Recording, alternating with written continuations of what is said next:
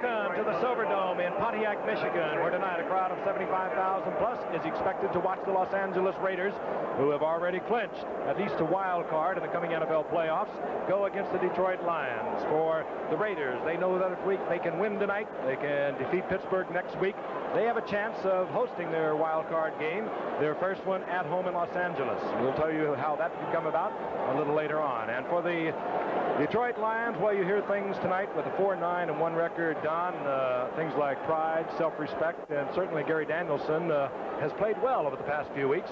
I think that probably is the case, Frank. When you look at a guy right there, that's a very revealing stat over the last 3 weeks. He's been very well, but they're still saying around Detroit, hey, we don't have Hippo, and they always seem to kind of focus in on the quarterback anyway. They've only won 4 ball games. On the other side of the coin, O.J., you got a team that has clinched the playoff, and Marcus Allen's had a whole lot to do with that. You talk about the last 3 weeks. The Raiders have finally been playing like Super Bowl defending champs, and one of the reasons is Marcus Allen. He's averaged over 6 yards a run over that period of time, and I'm sure Monty Clark has told his players, if we're going to beat the Raiders, we're going to have to contain Marcus Allen. All right, Frank Gifford, along with Don Meredith and O.J. Simpson, all of us want to congratulate Eric Dickerson on his achievement yesterday, breaking O.J.'s record. He's at 2,007 yards, breaking Deuce's mark at 2003. One of the greats to come into this game. You get to see him next Friday. I'm looking forward to that. And O.J. will be talking with Jim Lampley about Eric Dickerson at halftime. We're set to go. The Raiders will kick off. Pete Manley, a rookie from Northern Arizona, is deep, number 82, along with Alvin Hall, number 35. Hangs it high. Manley from the 5-yard line. And Manley out of the 15 to the 16-yard line, where he stopped there by Chester Willison. Let's take a look at the offensive unit. Gary Danielson, who has had some big games. He has been the hottest quarterback over the past 3 weeks, other than the Bears' Steve Fuller, highest rated. But he has also given up quite a few interceptions. There is the remainder of the offensive unit. Ken Jenkins, a second-year man out of Bucknell, opens at halfback. Of course, Billy Sims was lost 7 weeks ago. To tell you what he means to this team, he's still their leading rusher with 687 yards. Billy Sims gone with a knee injury. First down and 10, Detroit. Thompson in motion. Jenkins rattles for about 5 up close to the 20-yard line, where it'll bring up a second down and 6 situation. Brad Van Pelt defensively there, who works behind this 3-man set, but it changes so often you can't really call it a 3-4. They work Greg Townsend in there, Sean Jones, Squirey, Piquel, and there, of course, the herald of secondary, perhaps the best in the football game today. And there is Monty Clark, beleaguered, was given a new 5-year contract after 1982, but if you read the papers up here, you think that Monty is in deep trouble. Owner Bill Ford is non-committal on that at the moment. Second down and 6, and Danielson is back.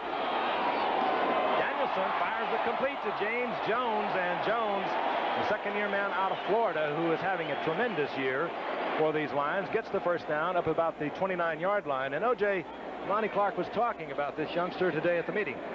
Yeah, he reminds you somewhat of James Wilder. He runs the ball real well. He has over 500 yards rushing the ball, but on that reception, that was his 70th reception of the year, and that's pretty good production from a second-year man. They got him last year in the first round, and they took him from Florida primarily because he was a really good receiver as well as a runner. We're talking about James Jones, number 30, for the Lions.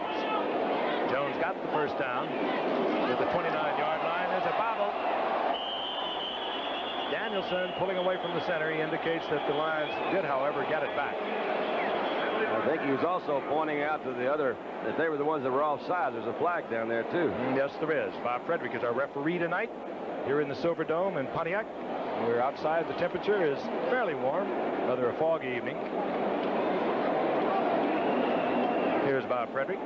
Talk to us, Bob. I see. That way to go. And Raiders indicated offside. I spoke of this man a moment ago. What a remarkable athlete. Went down with that knee injury 7 weeks ago. Had an extensive surgery, but everyone feels that he will come back and come back strong. A real team player, a real cheerleader. And one thing Monty Clark did say to us, that this team has not quit. He can't figure it out. It's the same team that a year ago won the Central Division of the NFC, and yet here they are 4-9-1. They've lost 4 games, I think, Frank, less than 4 points, so they played some of them pretty close, and they've been blown out sometimes, too. Following the penalty is 1st down and 5. The ball near the 34-yard line of Detroit. Mark Nichols in motion. Danielson. Jones. Jones will get another 1st down and much more. Down the sidelines, rumbles the big man before he's taken out of bounds by Van McElroy. No flags, and Jones, with a little flare out in the flat, shows you his running talent as well as his receiving talent. Looks like they got Brad Van Pelt in kind of an awkward position. It's just a little flare pass, as Frank described. There's Van Pelt right there. Couldn't adjust to come back in. Looked like Rod Martin missed him also. That was Jeff Barnes instead. Good little move. Jones to the 40-yard line of the Raiders. It'll be 1st down and 10. Again, I'll reiterate for the Raiders, they want to win tonight, beat Pittsburgh next week, and hope that Denver can upset Seattle next Saturday. And in that case, that scenario, they would have the first wild card game at home in Los Angeles. Jenkins, and he is in deep trouble. He gets in trouble with the strong safety Mike Davis. One of those perfect examples of having an absolute correct defense call, because you saw Davis coming across following a man in motion, and they made that pitch. Davis never slowed down. Nobody blocked him. He went back in the backfield by the time the receiver got outside. I touched on that defensive backfield as we look at Tom Flores. He has not had the problem, say, the Jets have, San Diego.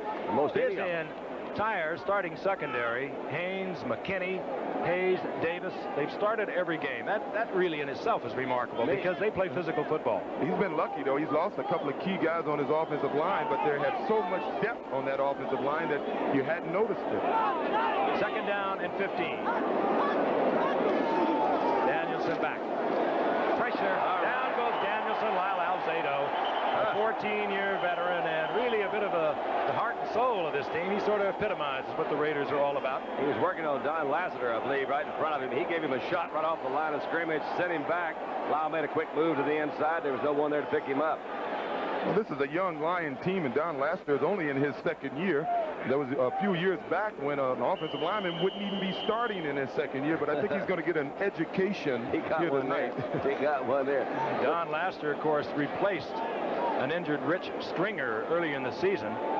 The Detroit Lions also lost their starting center, Steve Mott, in the 4th game of the season. So they have a bit of a makeshift line they've been going with this year. 3rd down and a whole bunch for Danielson. He slides underneath to Jenkins.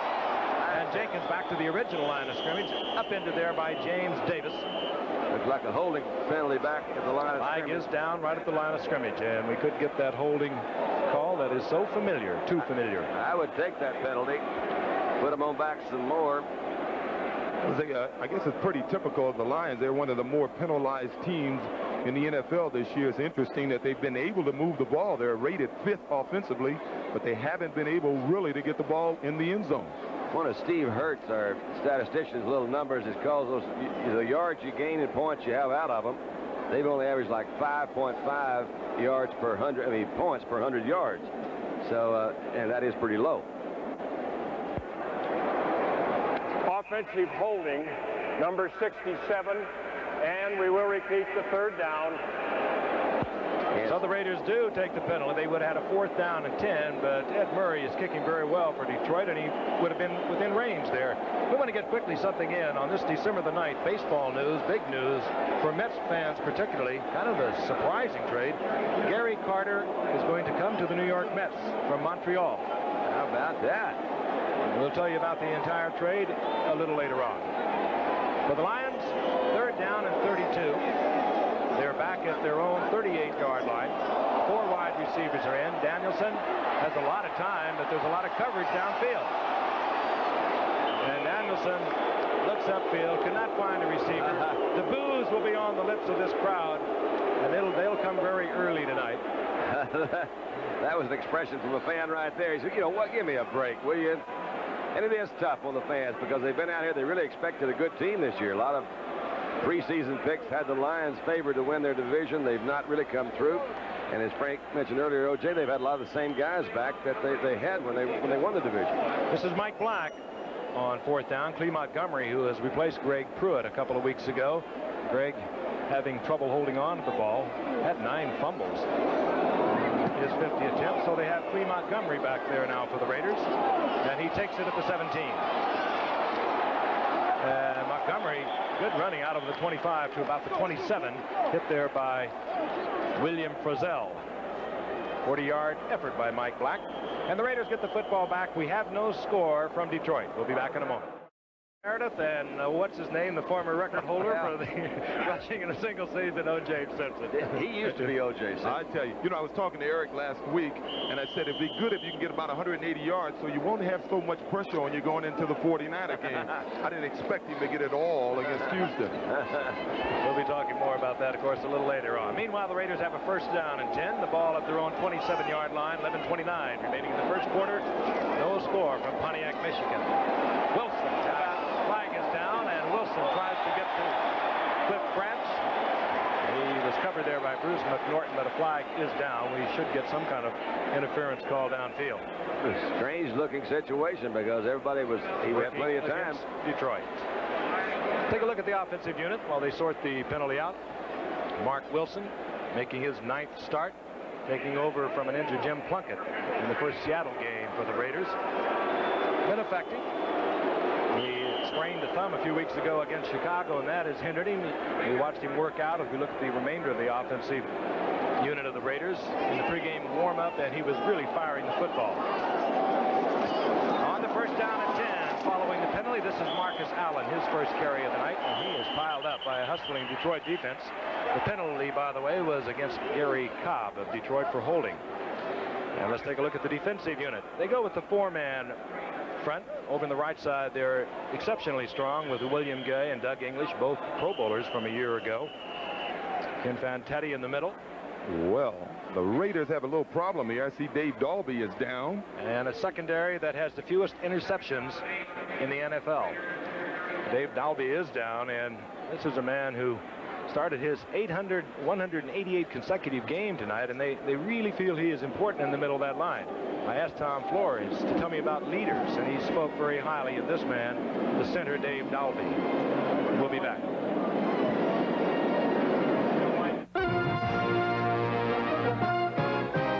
The Lions have not allowed a touchdown in their last 2 appearances on Monday Night Football.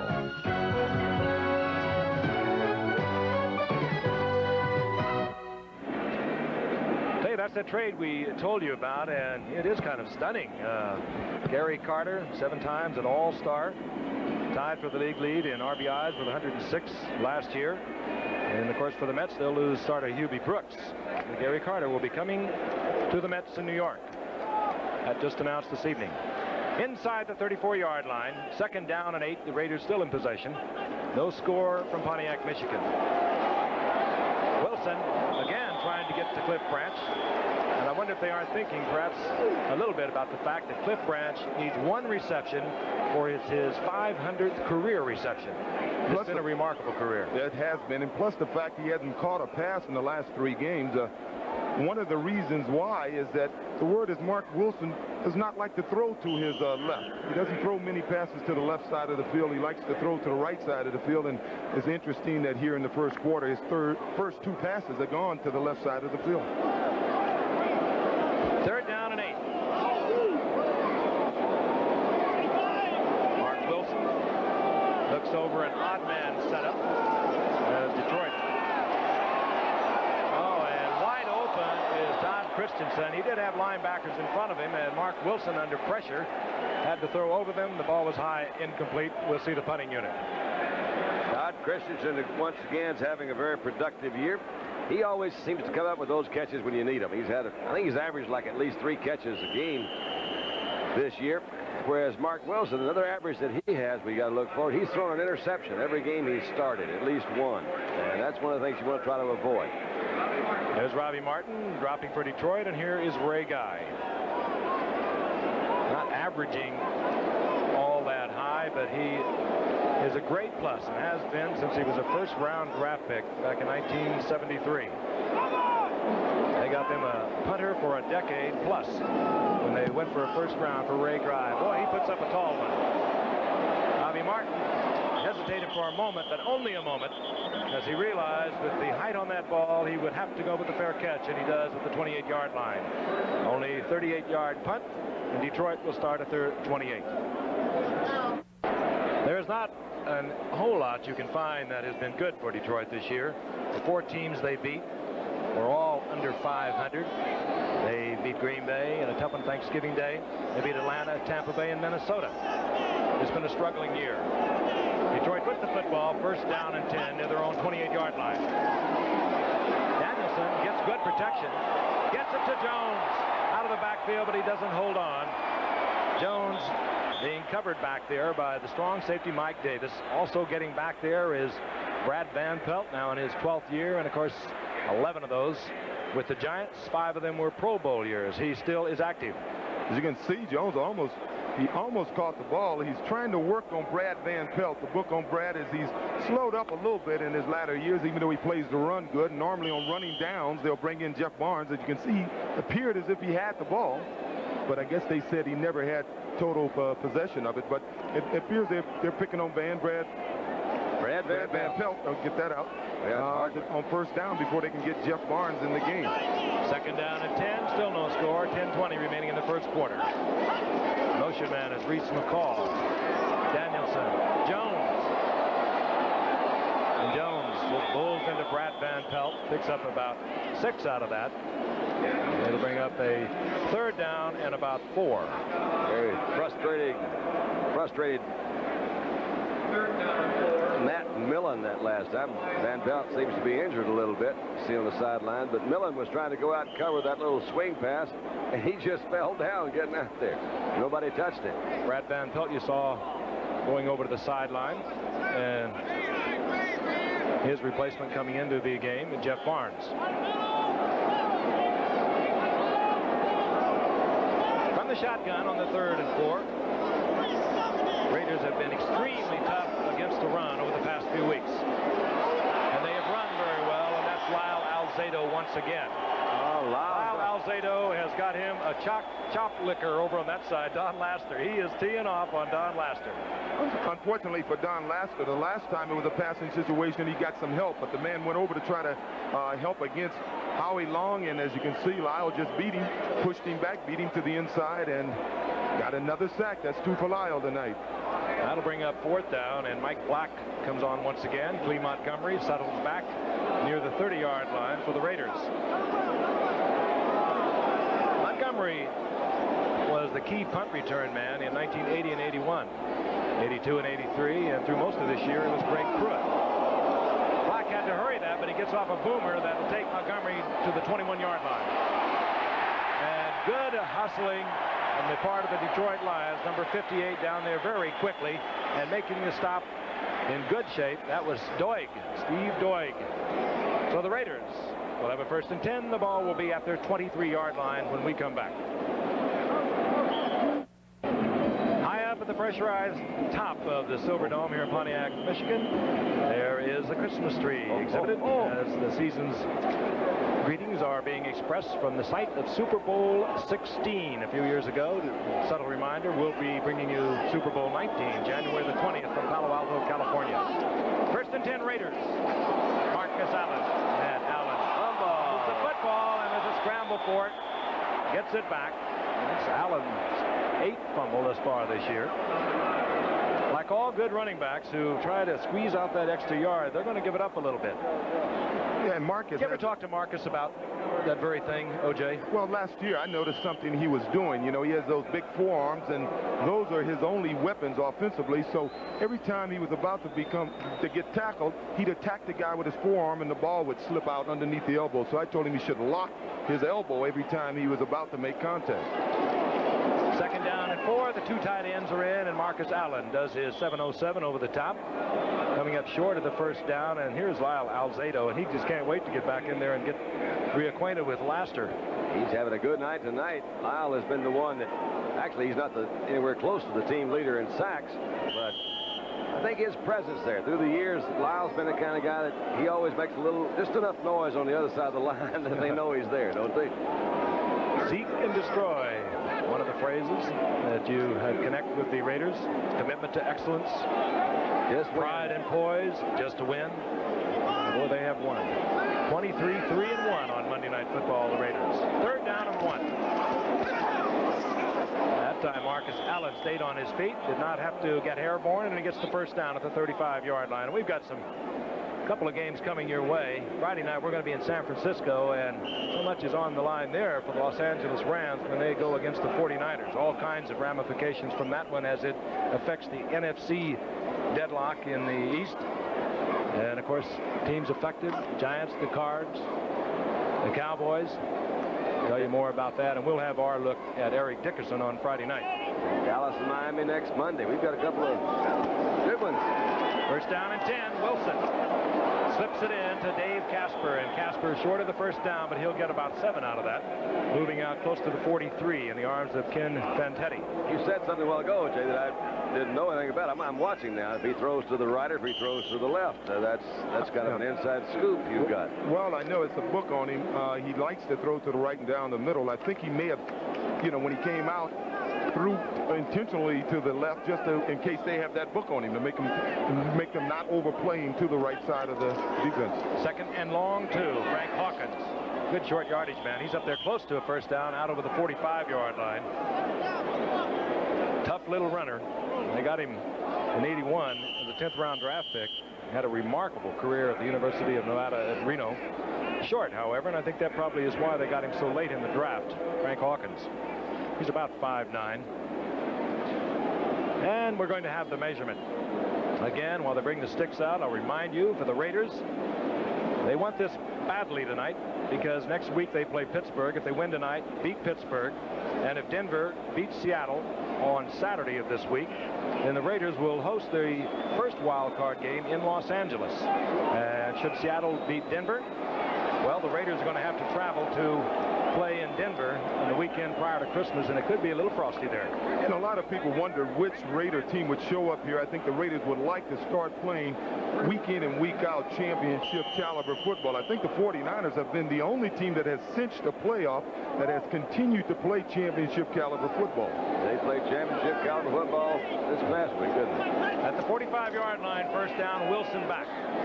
Wilson wide open is Barnwell. Yes. And a good shot by Mark Wilson. Don, that was what Mark Wilson could not do when we watched him earlier against Seattle a few weeks ago with that sprained thumb from the Bear game. He really put some smoke on that one. He did. We were watching him also in this pregame warm-up, and boy, he was really zipping it around. Again, another little book on Mark is that, he has not played that much. Jim Plunkett's been the quarterback there for a while, that he throws a different ball when the game starts. But I think the injury to his thumb had a great deal to do with it. He's thrown actually some very pure good passes. No score, 6:35 remaining in the first quarter as Marcus Allen almost breaks it off, getting inside the 35. Gain of about 5 for Marcus Allen. It's interesting also over the last few weeks, the Raiders have been a more potent offensive unit. They've been running the ball a lot better ever since Dave Casper has come around. If you notice, they're playing mostly 2 tight end. They have both Christensen and Casper, number 87, in the football game. And since they've gone to that alignment, they've really been running the ball much more effectively. Second down and 5. Out of the backfield, Marcus Allen. Here comes Frank Hawkins. Didn't like the way things look to the outside. Brings it back inside. Gets to the line of scrimmage. That's it. It'll be 3rd and 5. Hey, the Raiders are doing what they have in recent years. They, of course, won the Super Bowl after the 80 season as a wild card, I might add, defeating Philadelphia. And then, of course, they won last year. But in each year they've been successful, they have always come into the end of the season with momentum. For instance, the Raiders, the first 11 weeks of the season, were rushing for a little over 100 yards. In the last 3 games, they've been averaging 190 yards rushing.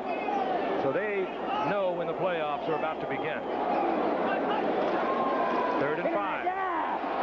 Wilson going down. The ball is loose. Wilson was battered and buffeted.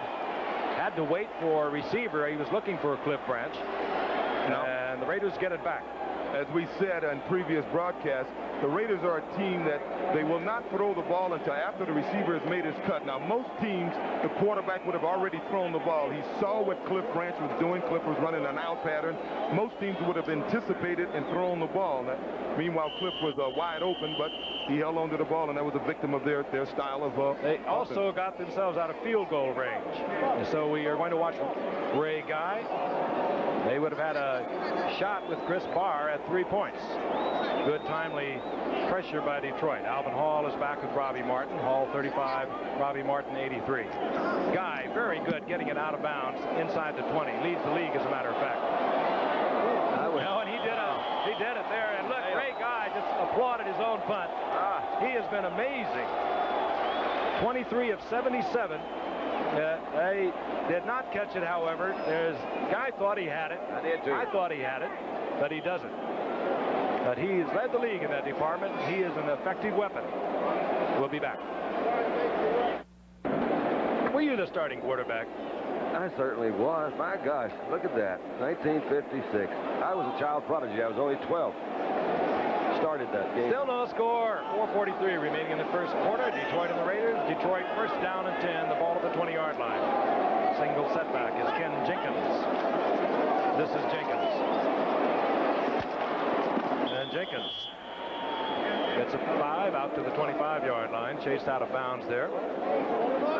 Pressure coming from Squirey and Rod Martin. Rod Martin, one of the really fine defensive linebackers, and Squirey there filling in for an injured Bob Nelson. What we would call a successful first down. Anytime you can get 5 yards on first down. This offensive unit, especially the offensive line, has done a good job this year. Of course, Monty Clark was an offensive line coach. You may have noticed earlier that Billy Sims averaged 5.5 yards a run when he was earlier in the season, and Ken Jenkins is averaging right at 5 yards a carry right now. It's Second down and 5. Jones in motion for Detroit. The handoff, however, Jenkins. And Jenkins held for a couple to bring up a 3rd down and 3. Matt Millen back in the lineup, and Matt Millen, of course, struggled through the middle of the season with a groin pull, and he is the strength of the Raider defense, the linebacking core against the run. Millen, however, healthy, and was quite a potent force in that game a week ago that the Raiders took from Miami 45-34. Well, look at that number 31, little Ken Jenkins. He's only 5'8", 185 pounds. You got to admire his courage, if nothing else. 3rd down and 3. From the shotgun. Danielson gets away from Howie Long. Gets the first down yardage to Jones, and he breaks it off. Jones with a good exhibition of running inside the 45-yard line of the Raiders. First down, Detroit. And Monty Clark was exactly right. The youngster can run. He's a good blocker and a good receiver. And most importantly, is a heads-up ball play. He saw his quarterback was in trouble. He scrambled. He's 6'2", 229 pounds, and he moves it pretty good earlier this year. Hey, that's quite a move for that big a man, that little spin trying to get out of the arms of the tackler. Dan McElroy did do a good job in bringing him down. Once again, Van Pelt was just a little bit slow in closing that gap. Gave him a chance to turn it upfield. All the high hopes for Detroit really hinged on the fact that it was going to be Billy Sims teaming with James Jones this year. Such, however, not the case. On 1st and 10, Danielson under pressure tries to get the ball to Leonard Thompson, and perhaps the best defensive back in football, Mike Haynes, was right there. Well, Danielson got smart on that play. He was throwing a little hitch pass. That's when the receiver goes about 3 yards and just stops. And when he looked up, he saw Mike Haynes had already come out of his back paddle, and he just threw the ball away. Mike Haynes was seeing deja vu from a week ago with that 97-yard touchdown return off Dan Marino in Miami. Well, I'll tell you, when they got him a year ago, well, last November, Mike Haynes teaming with Lester Hayes on the corner. What an awesome pair. 2nd down and 10. The 2 setbacks are in. Dave Daddio, a rookie from Maryland, number 44, is in there as a setback. Oh, boy, they all came that time. Getting there first was number 93, Greg Townsend. We talked talked about him a little earlier, and also Howie Long. If Townsend would have missed, Howie Long was there right on schedule. Well, they made a good, quick, clean break at the line of scrimmage, didn't they? They were back there. That's their version of Fred Dean. Greg Townsend, number 93. He's the Raiders' Fred Dean. Does a good job coming out of there. He had 7 sacks coming into the night, and that's 8 for a guy playing off the bench. That's pretty good. That's 57 sacks for the season thus far for the Raiders. They have 3 tonight. They came into tonight with 54. To give you an idea how that compares to Detroit, Detroit came into tonight with 33. Third down and long. And there was movement at the line of scrimmage. I did not see contact, but it could be the Lions used too much time. Ball start, number 72, offense. The 30-second clock had ticked down, but it was Chris Dietrich, the left guard, who drew one of the Raiders off. This first quarter could be an indication about what Monty Clark was saying this morning has happened to him. They had good field position. First down to go on the 39-yard line of the Raiders, and now they're third down back on their own 41. They just can't seem to sustain something. And it's the second time it's happened here in the first quarter. They were deep in Raider territory. A couple of sacks, a penalty, and they had the punt. And they are facing that now as they look over a third down and 25. And when you turn loose the Raiders, they know you have to throw. Alzado was there. Howie Long was there. And Bill Pickell was there, number 71. Any one of the 3 of them would have nailed Gary Danielson. 4th sack of the night. And they are, if this continues, they are going to assault the all-time record for sacks. When do you think, or do you think, O.J., that we might see Jim Plunkett, who hasn't played for a while? Trying to get him ready for these playoffs. Well, there's a lot of people that feel they will not make it through the playoffs playing on the road, which they might have to without Jim Plunkett. So I think they may get the rust off him if they can get a lead here tonight. That's Mike Black punting, and this is Clee Montgomery at the 20-yard line. Got a few blockers in front, and Clee spins inside out to the 29-yard line, where it'll be first down Raiders. Still no score, as the 4-9-1 Detroit Lions are staying with the Raiders. The Raiders, of course, 10-4. In a game they feel they really must win.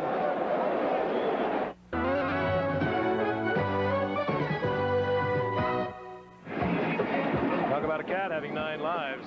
Plunkett has got considerably more. He opened the first 6 games for the Raiders. They didn't play that well, but they won 5 of them. He went out in the 6th game of the season with a torn abdominal muscle. He is ready to go, however, and as we've just discussed, we could see a little bit of Plunkett tonight, or maybe a lot of Plunkett tonight. Well, he played a few games in Stanford Stadium. We'd love to get back there. First down and 10. Wilson is back for the Raiders. Todd Christensen wide open. And Christensen held short of the first down as he moves to the 37-yard line in the arms of Gary Cobb. Former running back, 2nd-round draft pick of the Cowboys a few years ago. They had him on IR for a year, and then Christensen, of course, went to the Giants. They tried him out as a running back, turned him loose, went to the Raiders, didn't catch a pass the first year he was there. Moved him to tight end. Last year, he led the entire National Football League with 92 receptions. He came into the night with 71. 2nd and 1. That's Dave Casper in motion. As we look at Marcus Allen, he gets the first down easily out over the 40 to the 42. He does everything so gracefully, O.J. And it certainly helps when there's no penetration. Earlier in the year, the Raiders had a lot of problems running the football. They were giving up they were moving linemen in and out, and they were not giving him that solid front wall that he likes. A good back like Marcus running from the I formation, he likes to pick his holes, and the only way you can do that is to not get any penetration by the defense, and they're doing a good job of not allowing that penetration now. Less than a minute remaining in the first quarter. First down and 10, Mark Wilson. Looks off Cliff Branch, goes back to Christensen, who works like a running back there. That is the experience of the running back. A good move by Christensen to get the first down near the 47-yard line of Detroit. Dipsy Doodles. He gave us a little Tony Dorsett spin there at the end. There's one thing that Mark Wilson is doing tonight. He's finding his secondary receiver. That's been a rap on him the last few weeks. See, Mark does a good job catching the ball, and that's a real nice little spin. You see Tony Dorsett. He'll do that quite often. Todd Christensen had Gary Cobb doing a two-step with him, and he gets the first down at the 47-yard line of Detroit. That's the end of the first quarter. We'll be right back. We hope you're enjoying the early start. A first for Monday Night Football, an 8 o'clock Eastern start. As we begin the second quarter, the Raiders have the ball. First down and 10 at the 47-yard line of Detroit, and this is Kenny King. And the surge of the Detroit defense stops Kenny King right at the line of scrimmage. It'll be second down and 10. Take a look at the numbers from a long first quarter. Fairly even, and there is no score. Time of possession fairly even. Detroit, again, 4, 9, and 1 out of it. Only pride and self-respect is what they're involved with tonight. They've got some good players. We've talked about it before, but William Gay, Doug English, Curtis Green, Colfer, that's that front four up there. Cobb, Santani, and Williams, there's some good linebackers. These guys can play defense. Second down and 10. Marcus Allen goes out to the right. Ooh, and a quick move by William Gay. Flags are down.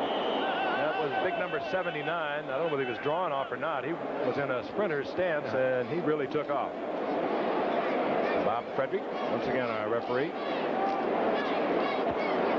Ball start, 79 on the offense. That was Bruce Davis making a quick move. William Gay lined up way outside of him, and I think Bruce Davis tried to anticipate the snap number to make sure he could get blocking position on Gay, a Pro Bowler, as I mentioned earlier, last year with 13.5 sacks. Doug English, look at him right to the side. Those two guys are about as good as they get. Doug English, a Pro Bowler a year ago also. William Gay had such a jump off the ball. He has 10 sacks this year. I think Mark Wilson is lucky that Bruce Davis jumped to block him. I think he didn't hit him before the ball was snapped. Second down, 15. Wilson is back. There's a lot of time. And Wilson is really hammered. Graham was there, the strong safety, along with Cofer, who came in from behind. And I'll tell you, when you're 6'6" and 205, that's not a lot of meat on a very long frame. He's dealing with some pretty big cats out there. Michael Cofer, we were talking about him too on the other defensive left end. Not quite as big as some of them, but terribly quick. You saw a good example of that right there. Into the ball game for the Raiders, an exciting football player, Dokie Williams, number 85. Didn't play all that much at UCLA, but he was effective when he was there. He wears number 85. We're going to cover from the end zone on the third down, a long passing situation. Here comes the linebacker. Wilson in deep trouble. Down he goes. The blitz was on. English was in there. But the pressure of the linebackers made the difference. Coming was Gary Cobb also, and the loss is back to the 47. And I'll tell you something. Detroit is playing the Raiders tough tonight. If I understand this stat that was just handed to me, it's the last 12 games the Lions have not held anyone scoreless in the first quarter. So this is a good show for them starting this thing off. Ray Guy to punt, and Robbie Martin has dropped to the Raiders, or Detroit's 15-yard line. Ray Guy is also a backup quarterback. If you don't rush him, he'll stand there and hold it and let his coverage get downfield. And Guy kicks it through the end zone. One of the few touchbacks you'll see Ray Guy get. But he had 53 yards out of that. And we'll be back in the Silverdome. Detroit with possession at their 20-yard line. And Monty Clark, interestingly enough, he grew up a few miles away from Tom Flores in the San Joaquin Valley. Monty Clark growing up in Kingsburg, I think it was, and Flores growing up in Sanger. Played against each other in high school. First down and 10. Detroit with the football. Danielson under pressure. And Howie Long just reaches one of those big ham arms over to get Danielson. There's a loss on the play. We asked Monty a little earlier today, in this kind of a situation, how do you motivate a team? Well, at this point, we don't have a chance for some of the things that we'd hoped for this year. Last year, we had the best season in 26 years here, and we anxious to come back this year and go on from there. All that is out the window at this stage, and now it's just a matter of personal pride and being a professional and obligation to yourself, self-satisfaction of knowing you've done your best, and that's really all that's left now. All the things you must say when you're a head coach with a 4-9-1 record. But it's Monty also believes true. him. You know, I mean, It is true. Yeah, it is true. What else are they going to do? On second down and long yardage, Jones over the left side. And the Raiders now have 5 sacks on the night. They need one more to tie the Bears for the league lead in that department. If you are concerned about the NFL record for sacks in a game, it is 12. I was concerned about And if you're concerned about sacks for a season, I was. It is 67 by the Raiders. What year, please? In 1967. Thank you. I'm not as concerned about that as I was. Third down and 10. Yeah. Ball resting right at the 20-yard line. From the shotgun, Danielson. Rod Martin at freewheeling. He gets the ball, however, to Chadwick. And Jeff Chadwick has an open field. Covers up the football and inside the 35-yard line. A young free agent a year ago out of Grand Valley State gets the big play for the Lions, and they turn a long third down situation into a first down inside the 35-yard line of the Raiders. Didn't he have a great game? He sure Last did. time we were here. Chadwick is a heck of a player there, O.J. Let's see, he does a good job of covering the ball. I guess he realizes he's not the fastest receiver in the league, and watch him here. He knows he's about to get caught. The last thing he wants to do is cover up the ball. It's interesting to see Gary Danielson throw the ball to Chadwick. They both attended the same high school, even though it wasn't at the same time, Divine Child High School. First down and 10. Chadwick, a 47-yard pickup. That's the longest reception of his young career. Very timely. Howie Long reigns all over young Ken Jenkins. As O.J. pointed out earlier, Jenkins is only 5'8", 185, and Howie Long is 6'5", 265. A flag is down. Monty Clark was saying what respect he has for Howie Long, and he says it's just, you know, there's nobody better than he is at that position, in his opinion. Yeah, I asked him a kind of a stimulating question. They're exact same dimensions. Offside, number 75, defense, and first Might be down why- will be replayed. See, he was Why quick. Howie Long was so quick, but I asked Monty in our meeting today, I said, if you had a choice to take Mark Gastineau, who's also 6'5" and 265, or Howie Long. Monty was puzzled for a minute, and then he became a politician. Yeah. So they'd like to have them both. Well, the word in L.A. is Howie just signed a new contract. He's making $75,000 more than Mark Gastineau. $875,000 a year. All right. First down and 5 following the penalty. Oh, Red. Getting a hand on it was Brad Van Pelt, who had nothing but AstroTurf in front of him. Van Pelt is not what you call the prototype of a linebacker, because he's 6'5".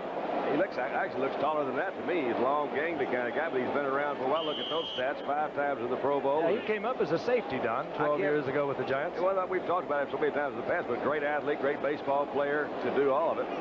5 times a Pro Bowler. Brad Van Pelt, Michigan State product. They have 2 players that were from the Michigan schools here. He's one of them. Second down and 5. Detroit. Still no score in the game. Early minutes of the second quarter. Danielson had to hurry that one. He was caught by Jenkins somehow. Lester hurt himself there and got his arm. Lester Hayes is up there. Looked as if he caught his arm in between. Lester, that's... He hit it right on the elbow. He may have just hit that little crazy bone in his arm. Lester there. Hayes, the Pro Bowling defensive left cornerback, one of the fine ones ever to play this game. Let's take a look at it again. Sort of a gutsy throw. You see he was under a lot of pressure.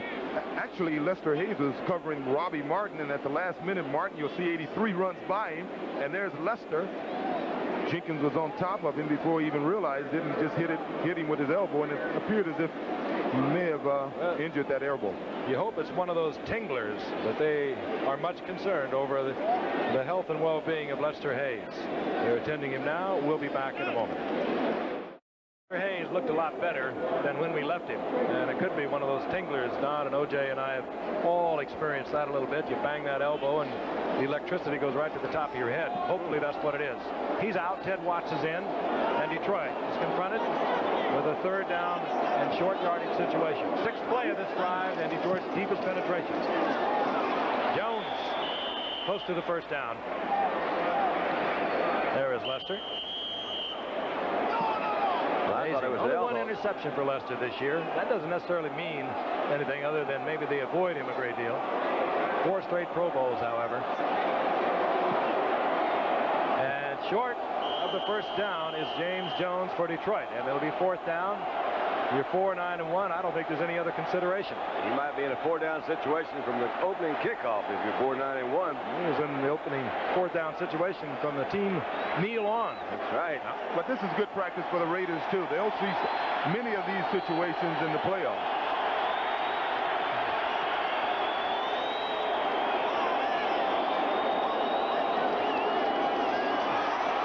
Jones is hard to go wide on the Raiders. Taking it outside, they're going to put their heads down, shoot the gaps. They penetrated. Mike Davis finally made the stop, but Jones was in trouble from the moment he got the ball. If you're going to do that, take it straight up. Look for a trap block. Yeah, well, one thing for sure, the Raiders' short yardage defense is in playoff form. As you can see, the only thing they're trying to do, those front guys, is penetrate. You see Howie penetrates. You see Patel penetrates. That's Davis. And here comes the cornerbacks. The fourth down attempt fails. The Raiders take over first and 10, their own 26-yard line. 9:45 remaining in the first half. Surprisingly, no score. Surprisingly, when you consider the Raiders 45-34 over Miami a week ago. Well, Al Davis said the Raiders are like Rocky Marciano. Marcus Allen pecked and looked and was held for a gain of about 2 of the United States. The gold medals from the downhill at Sarajevo a year ago will be there. 5 o'clock Eastern, Wide World of Sports this Saturday. Second down and 9. Mark Wilson is back. Looks for Christensen. And a flag is down. They're going to bring this one back. But Bruce McNorton of the Lions has the ball. He apparently stepped on Christensen's heel. Down with Christensen. The flag came out immediately as McNorton brings it back for Detroit to the 30-yard line. To me, McNorton appeared to be upfield of Christensen, and Christensen ran into him, but it'll be interesting to see. Why did Al Davis say they're like Rocky Marciano? Well, they keep it close, they pound you, and before you know it, they knock you out. Defensive pass here to number 29. First down. That call works against Bruce McNorton. Let's take a look at it from the end zone. I think you'll see it rather well.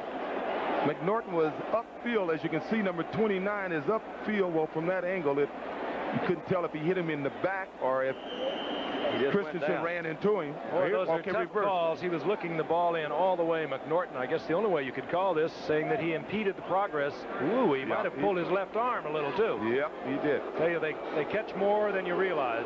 If they ever get around to that replay, it's going to be very interesting.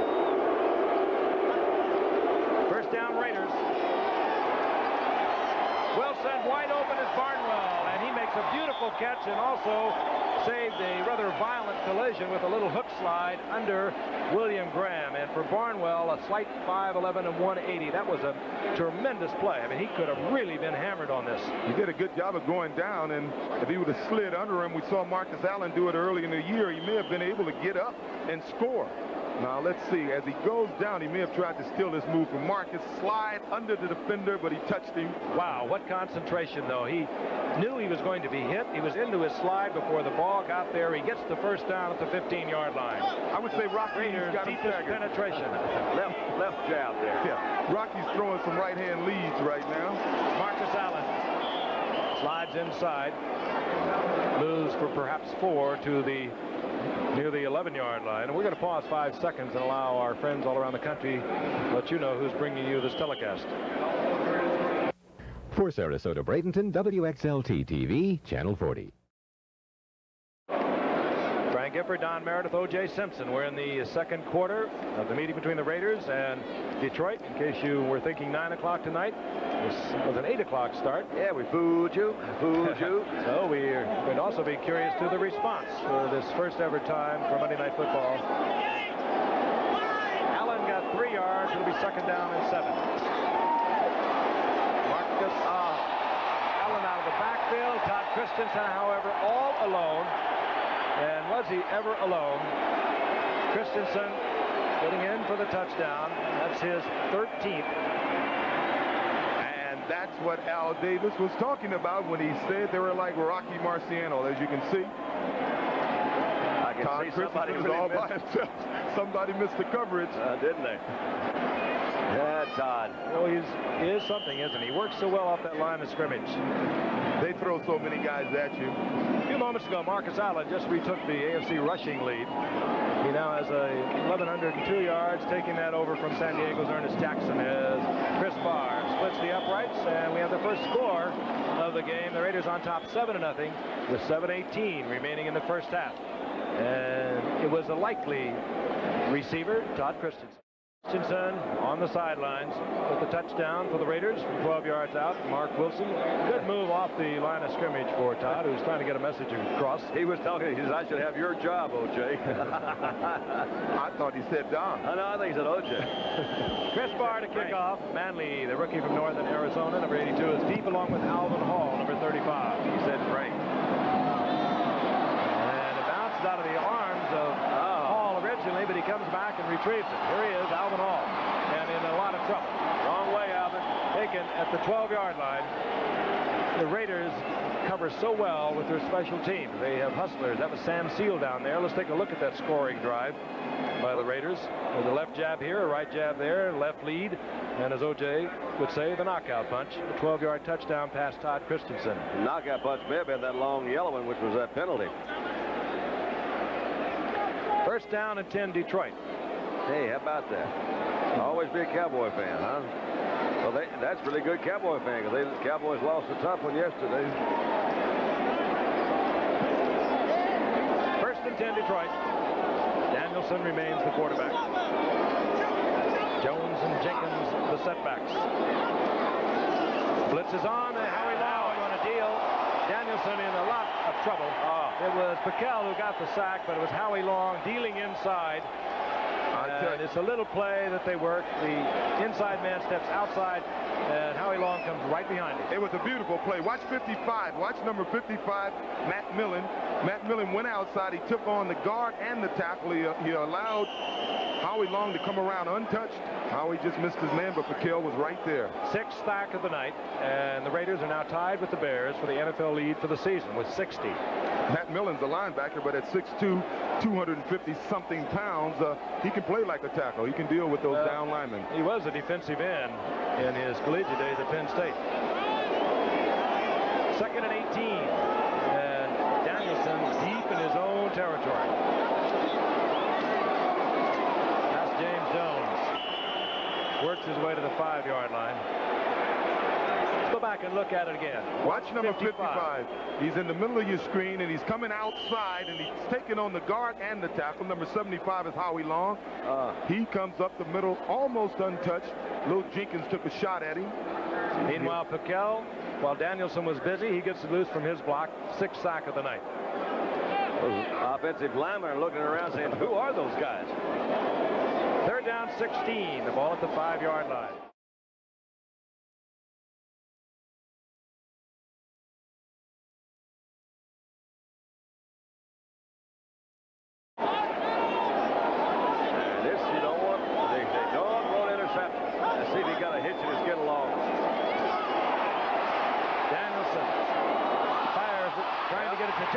Picked off and then bobbled by Otis McKinney. It's free. And now this is Van McElroy. Nice running, Van. Van McElroy picks up the fumble by Otis McKinney following the interception, and the Raiders are down there smelling it again.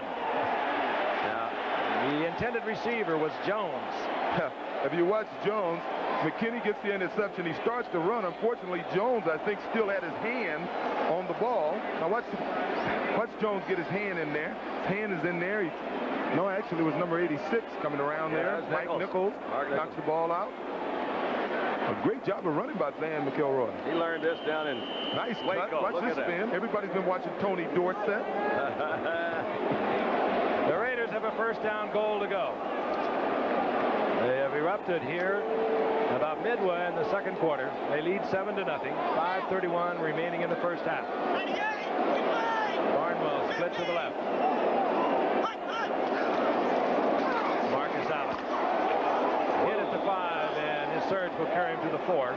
It'll be second down, goal to go. Was that Fantetti? Or how do you say his name? Fantetti. Yeah. Ken Fantetti. Now, you look at their linebackers, all those guys, last year they really had a good year. Well, I know what you're saying, but you'll see one of the reasons you tell your backs to try to stay on the ground. Right. You're sort of vulnerable once you get up in the air, and you'll take shots like this. But I think Rocky Marciano is throwing nothing but right-hand leads. He might be. That was Alvin Hall, as a matter of fact, instead of second down, goal to go. Marcus Allen once again. Mark Allen tries to slide in. He is held just inside the 1-yard line. It'll be third down, goal to go, and now they are checking the right foot of quarterback Gary Danielson on the sideline. Got that big toe right at the ball of that big toe. Often you call it astro toe. It's a stiffness that you get if you ever stub your toe on this surface, and it's quite common with people who play on artificial surfaces. Well, he looks like he's in excruciating pain. So we could see a new quarterback, and that would be the rookie from Columbia, John Witkowski. Our director, Chet Forty, will be pleased to see. Ball is loose. There's a scramble at the goal line.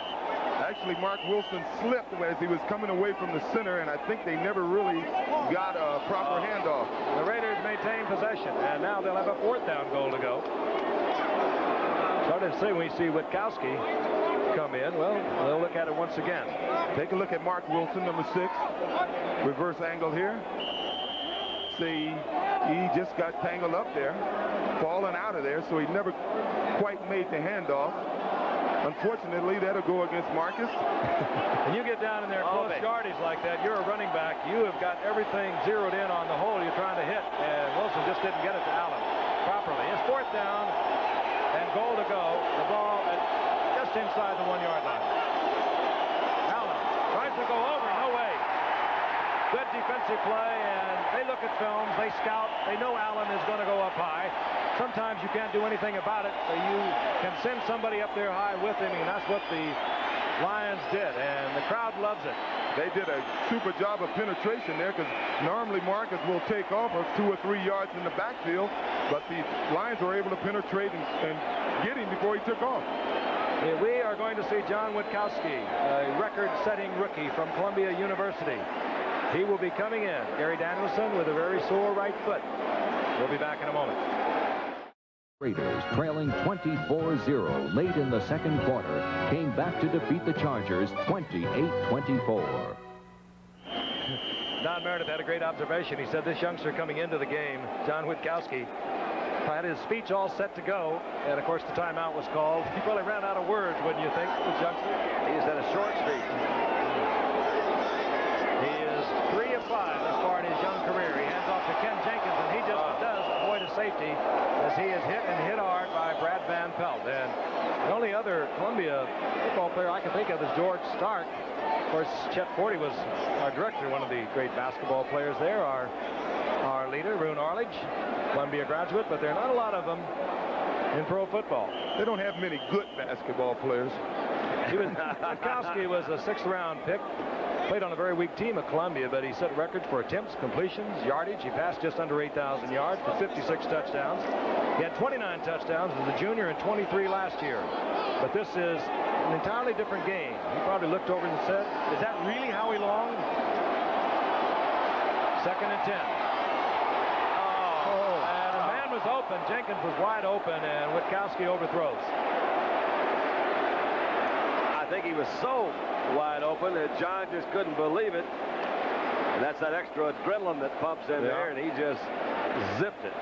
Incidentally, the good news, at least for the Raiders, Lester Hayes back in the lineup. Bad news for this youngster. Yeah, I think that's a case of him being a little pumped up. Yeah, and gotta be. Not throwing that up. Arm can't be sufficiently warm, and misjudging his receiver. 2:44 remaining in the first half. The Raiders leading 7-0. 12-yard touchdown pass. Mark Wilson to Todd Christensen. Shotgun from the end zone. Here they come. Witkowski unloads one, and he's right on target. All right. Witkowski gets it out to his wide receiver, the speedster Mark Nichols. And Nichols gets it all the way out to the 40-yard line. A youngster who has been struggling through a period of injuries. Now in his 4th year, he's healthy once again, and he has great speed, great ability. You couldn't ask for him, Troy, much better, could you? And you're beating the best in the league right there. You sure are. Not by much. That pass was well thrown. Oh, that's exciting. I mean, you're happy to see that. Kid comes out there, you know he's excited. And that's not a good place to start on your own one. He has a lot of guts to be throwing at Mike Haynes. Witkowski brings the Lions out from the shadow of their goalpost. They have a first down at their own 40-yard line. That's Nichols in motion. Witkowski has trouble getting away from the center. The flag is down, and Witkowski is down at the line of scrimmage. Well, Matt Millen got a running start. We call that a rolling start in track and field. Matt was trying to talk his way out of that. Didn't work. I think what Matt felt was after that last pass, offsides or not, let's get this kid out of the game. Let's let him know we're here. Here's Bob Frederick. Offside, number 55 on the defense. First down will be replayed.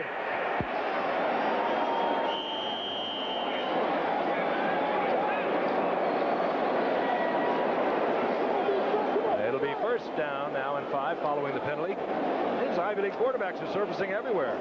Dufek playing. He's from Yale. And Kemp now with the Rams from Dartmouth. And now we're watching John Witkowski, who has replaced Gary Danielson. First and 5. Witkowski now in trouble. And very calm, cool Witkowski connects with Rubik, and there will be another Lion first down.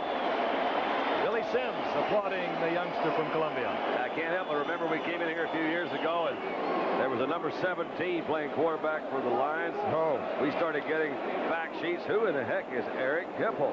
He had one of the finest nights.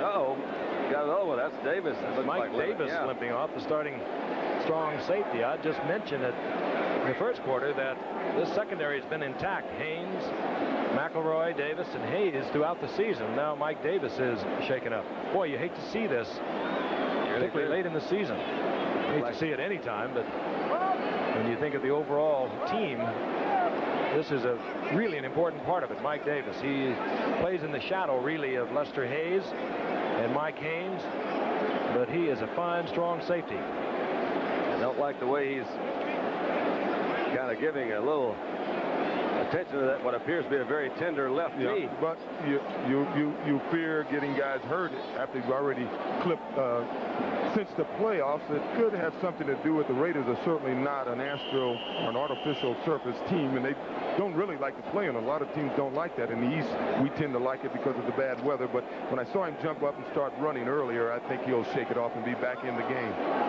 First down and 10, the ball inside the 44-yard line for Detroit. Good catch by Rubik, the tight end. That's what you do to youngsters. You go with the blitz. Flags are down once again. Daddio, the rookie from Maryland, the ball carrier.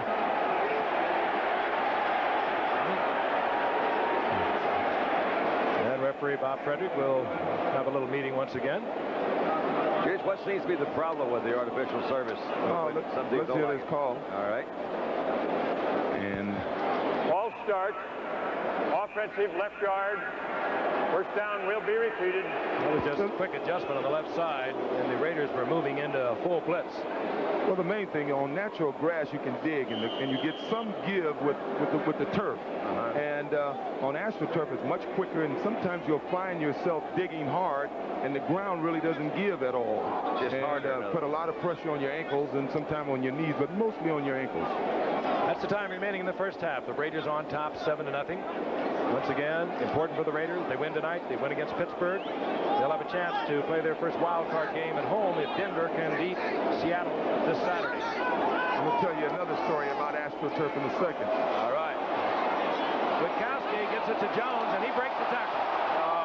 And just slips at the 45-yard line, where it'll be second down and a long 11 as we tick down to the 2-minute warning. Both teams have their full complement of timeouts, 3 apiece.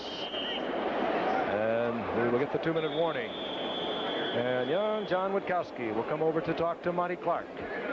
Get last-minute instructions for the first half, and we'll be back in a moment. cute. John Witkowski started to trot back very confidently in the huddle. He turned around as though he'd forgotten something. A youngster from Columbia has taken over from an injured Gary Danielson, who, it has been reported, did indeed go out with a turf toe, which is a very sore, painful injury. It sounds a little weird in this rough, tough game of pro football, but it can be so painful. Those artificial surfaces can cause a lot of problems. Second down, long 11. 2 minutes remaining in the first half. The Raiders on top, 7-0. The ball at the Raiders' 45-yard line.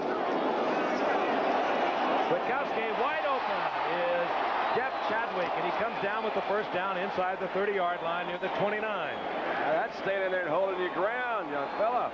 Nice going, John. Ooh, you don't like to hear it. Mike Davis, whom you saw leave the field a moment ago for the Raiders, the strong safety, we've been told has a bruised knee.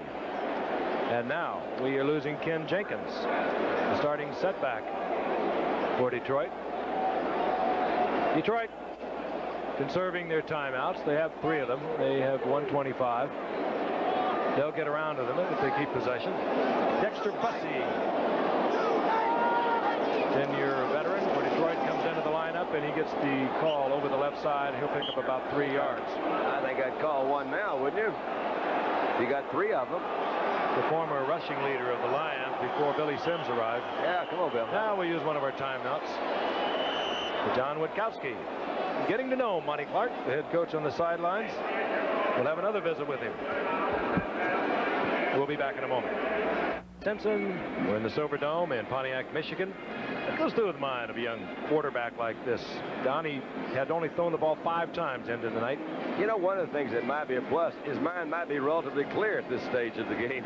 I mean, if you're around, so confusing, why get bothered by it? Yeah, I mean, he doesn't probably know enough to be confused by it. I'm sure he's worked as they all do on a daily basis, knowing what their game plan is, but probably didn't expect to play. But he's got to be feeling pretty good. He's 4 for 5, and he gets started hot. Yeah, he's got to be feeling pretty confident right now. It does. That's Danielson walking along the sidelines. He went out. We saw him earlier. They were looking at his right foot, and they did tell us it was turf toe, and he is noticeably limping. And in any event, John Witkowski has moved the ball club. Keep in mind, this began back at the 1-yard line. That's a tough situation to bring a youngster into. Second down and 8 now for Detroit.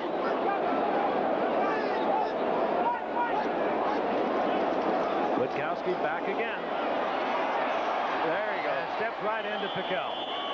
And had a little help on the outside also. In defense of John that time, the secondary had him covered like blankets down there, and he got good pressure, and that's how it happened. And Witkowski wants to use another timeout. They're down to 1. And he's really getting to know Monty Clark. We'll be back after this message from the National Football League. Announcement brought to you by the National Football League and, of course, Tom Flores from Sanger, California. I might have had it from Kingsburg, where Monty Clark is from. They are right together near Fresno, California. Raiders now have 7 sacks to lead the National Football League through 15 games with 61. Taking the lead from Chicago. That's the time remaining. Detroit has 1 timeout. The reverse to Jones, who's looking to throw the ball back. Raiders are fooled, not at all. But now Jones fires into the end zone, trying to get it to Chadwick. Incomplete. That play was designed to come back across the field, back to Witkowski. And the Raiders were not fooled at all. Van McElroy did a good job. He didn't wave his arms. If he would have waved his arms, as you can see, he realizes he's beat. He's trying to get back to cover his man, and he does it. He starts to wave his arm, and he does it, so it's not pass interference. Pretty Fourth down coming up as we look once again. Number 26 in the middle of your screen. As long as he doesn't wave those arms. He starts to throw them up there. Ed Murray is on 4th down. It'll be a 48-yard attempt. He is 17 of 24 for the year, and this would match his season's best. Look at those 5 guys right up the middle. Danielson gets it down. And Murray, the second most accurate field goal kicker in the history of the NFL, hits from 48 yards out. And Detroit stays totally respectable with 41 seconds remaining in the first half. And they're doing it with a very young quarterback with a lot of records from Columbia, John Witkowski. I want to remind remind you, Friday night, we'll be in San Francisco. We'll be watching Eric Dickerson of the Rams go against the 49ers. So much on the line. We'll be talking about that at halftime and throughout the game. Also at halftime, OJ is going to talk with Jim Lappy about his reaction to Eric Dickerson. And then a week from tonight, we'll be in Miami. And a lot of things could transpire in that game. Hopefully, for Dallas, it's meaningful.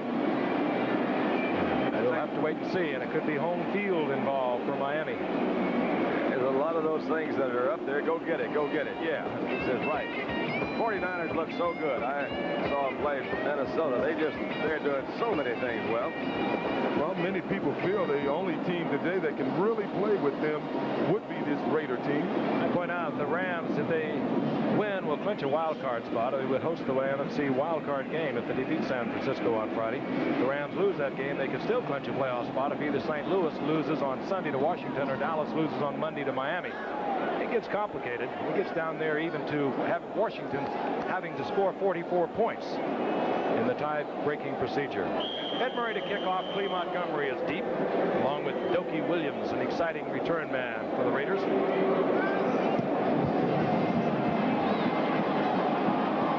Montgomery from right at the goal line. Breaks into the clear, and Montgomery out close to the 30-yard line. The Raiders will have 35 seconds remaining. They have 3 timeouts. Roosevelt Barnes was down there on the stop for Detroit. Mark Wilson, who has started 9 in a row following the injury to Plunkett, has been the quarterback throughout the game, and now Clee Montgomery. This artificial surfaces.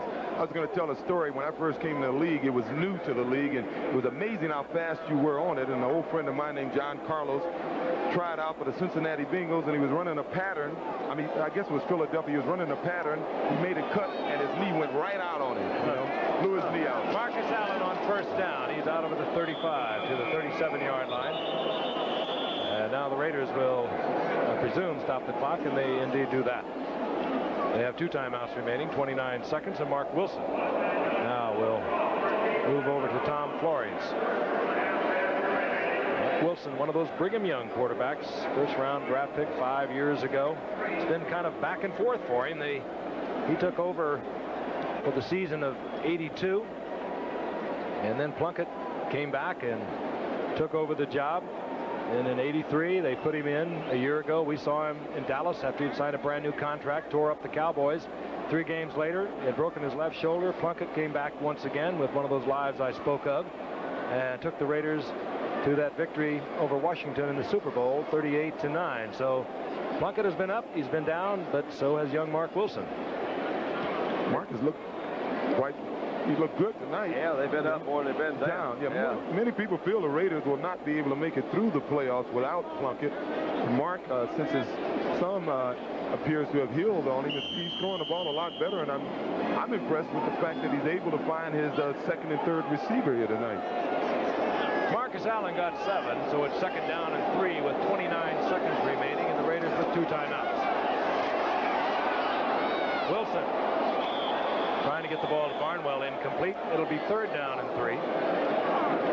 Looked like Cliff Branch slipped out. He could have even possibly been trying to hit Cliff coming out of his break, but he slipped, didn't make it out of that break, so it fell short. There's the big man they like to get it to, Malcolm Barnwell. He has had 7 receptions thus far this season of over 40 yards. A lot of speed. Well, it would have to be a Hail Mary catch if he's going to get one over 40 yards, and now this Lions secondary has given him a lot of room. The other speedster, Dokie Williams, has been split to the left. Wilson has the time, and Barnwell steps out of bounds, stops the clock. He has a first down for the Raiders near the 47-yard line. 17 seconds remaining in the half. Same pattern that they called on the previous play.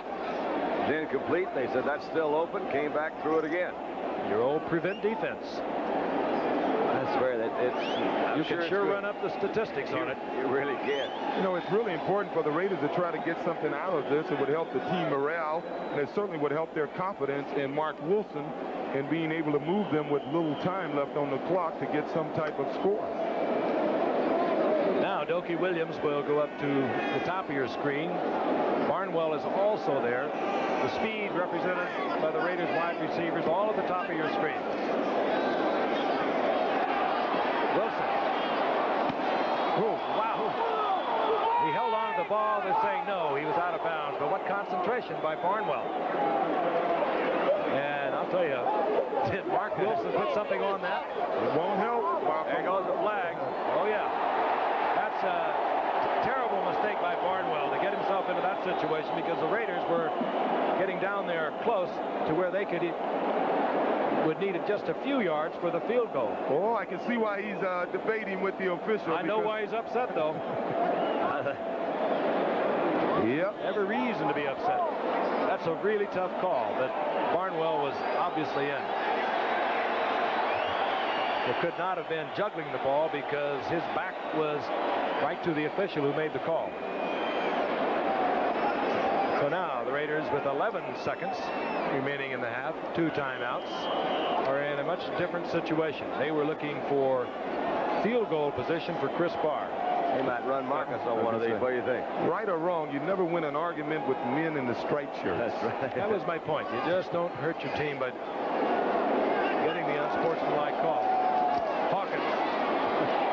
Line of scrimmage, that's it. In the arms of William Gay. And let's go back in. We'll regroup. We'll regroup at half. Final seconds ticking down. And the Raiders lead the field with the lead. Mark Wilson. The quarterback, of course, he has a 7-3 lead over Detroit. We'll be back with halftime activities. Here now in the flesh is the former record holder, the man we've been calling old what's-his-name all day.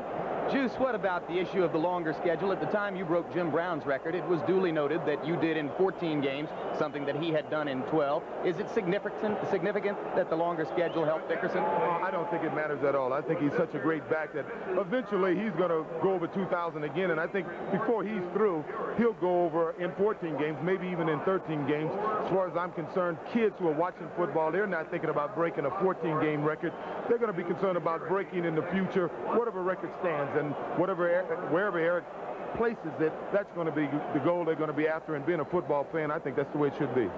What about your relationship with Eric Dickerson? You've spent a good deal of time with him this week.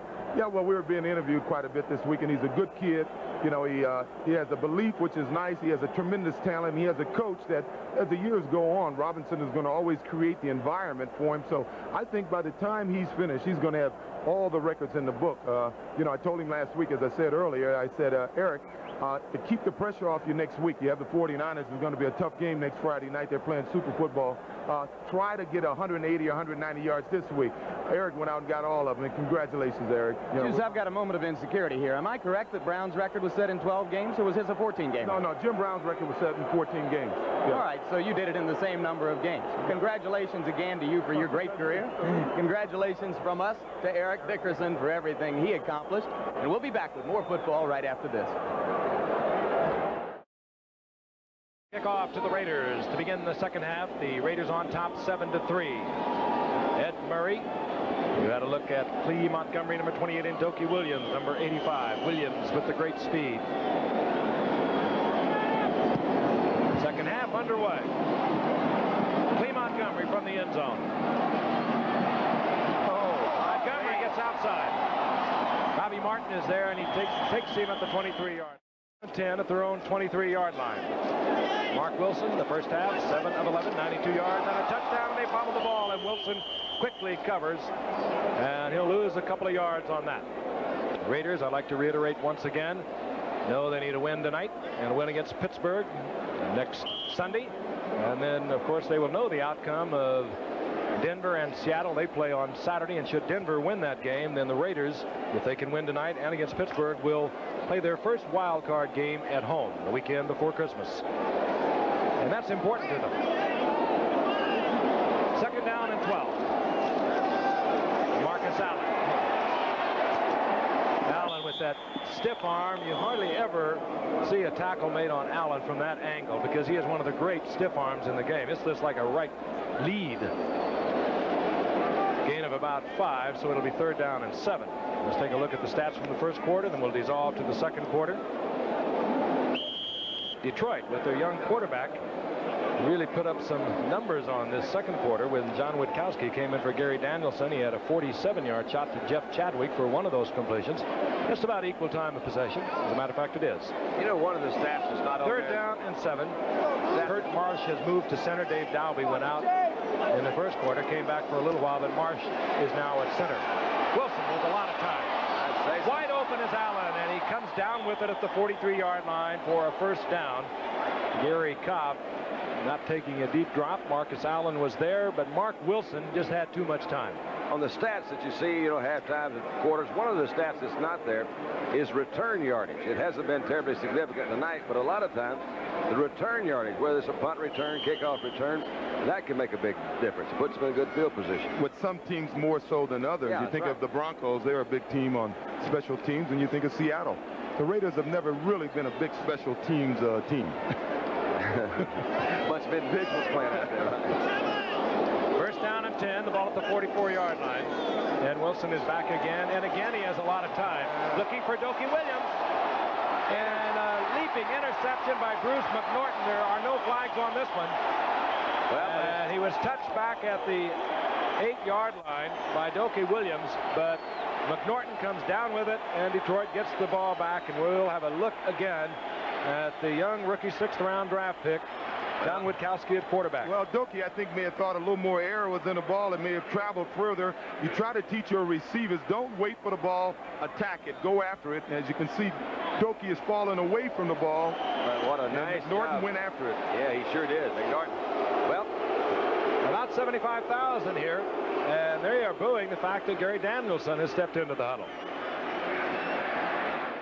Well, Don, I guess that's consistency. records are records, and he's kept his along. That was an awfully nice job by you, young man. That was a good play in there. Mr. McNorton made a good defensive interception. Witkowski is the quarterback.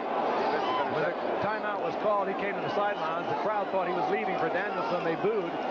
They like this youngster. He pitches out to Jenkins on the first down and 10, and Jenkins moves out over the 10-yard line.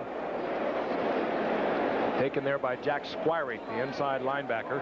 Jenkins getting to just about the 12-yard line. Gain of 4. It'll be 2nd down and 6.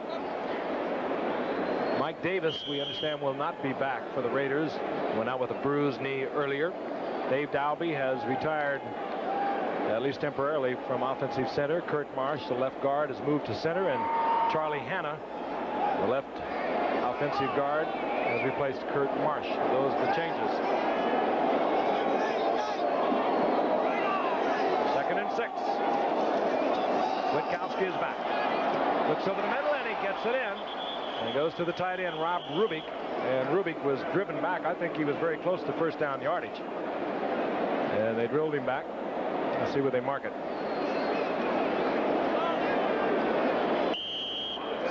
Stacy Turan is in there for the Raiders for Mike Davis, the rookie 6th-round draft pick out of Notre Dame. 3rd down along 1. Witkowski, I mentioned earlier, 6th-round pick from Columbia. Played on relatively weak teams there, but he set records for attempts, completions. Just under 8,000 yards in his career, 56 touchdowns. Had 29 touchdowns as a junior and 23 as a senior. He tore up the Ivy League. Oh, they should run a shovel pass. So the Raiders bringing all their pass rushers. That ball deflected as Witkowski really gets hammered back there. The crowd doesn't like it. They've kind of adopted this youngster. He was really popped. They may have been booing, thinking that Alzado had come in a little bit late. I don't know what you said, OJ. I think with a shovel pass or whatever it is, they didn't need that much yardage, so they just needed just a couple of yards, something very quickly. Yeah, they needed 3 yards, and with Greg Townsend coming in, number 93, you knew he would rush upfield outside. I think I'd have ran that little shovel pass right inside of him. Lee Montgomery at the Raiders' 42-yard line. Mike Black will kick somewhere around the 6-yard line. And Black hits off a booming kick. Low, but carries to the 25. Montgomery promptly brings it back out over the 40 to the 42. It was a 57-yard boot by Mike Black. Did not have much height on it, and Montgomery was able to bring it back out over the 40. We'll be back in the Silverdome in Pontiac with more of the Raiders and the Lions in a moment. you weren't with us earlier, this is what transpired in baseball just a short while ago. Gary Carter, 7 times an All-Star, coming to the Mets. Of course, the key man there for the Mets, Hubie Brooks. And if you weren't with us earlier, we've been watching a well-played football game on the part of the 4-9-1 Detroit Lions against the Raiders, who have already clinched that wild card spot in the AFC Western Division. Mark Wilson has the only touchdown of the game, a pass to Todd Christensen from 12 yards out. Ed Murray had a 48-yard field goal for Detroit.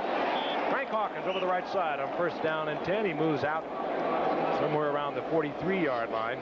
Gain of 1. It'll be 2nd down and 9. It was Michael Cofer defensively there for Detroit.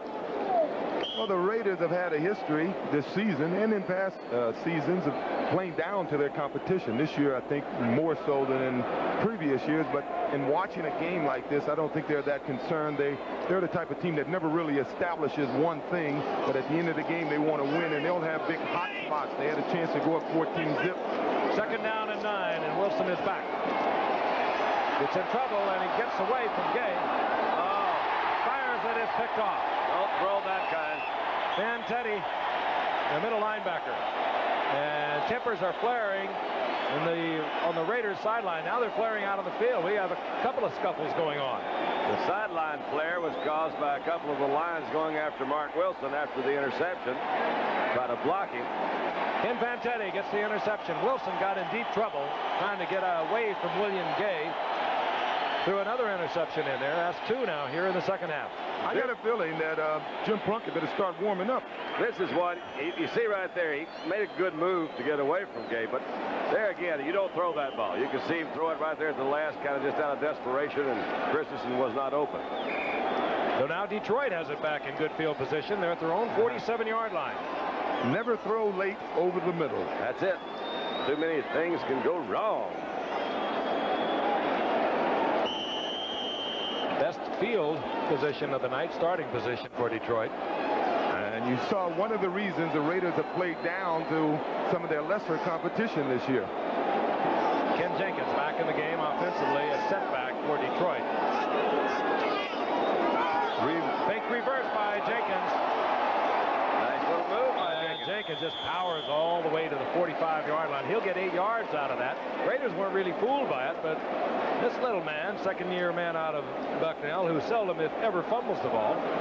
He's only 5'8", 185 pounds. He just lowered that head and got an extra yard or 2 out of it. Tough runner. Looked like Meadowlark Lemon from the Globetrotters, the way he hit that ball there. Now you see me, now you don't. Now you see me, now you don't. Well, there is a Raider that is down. We did not see him for a moment. We take a look from our reverse angle, and it's Lester Hayes once again. Lester Hayes was in on that tackle.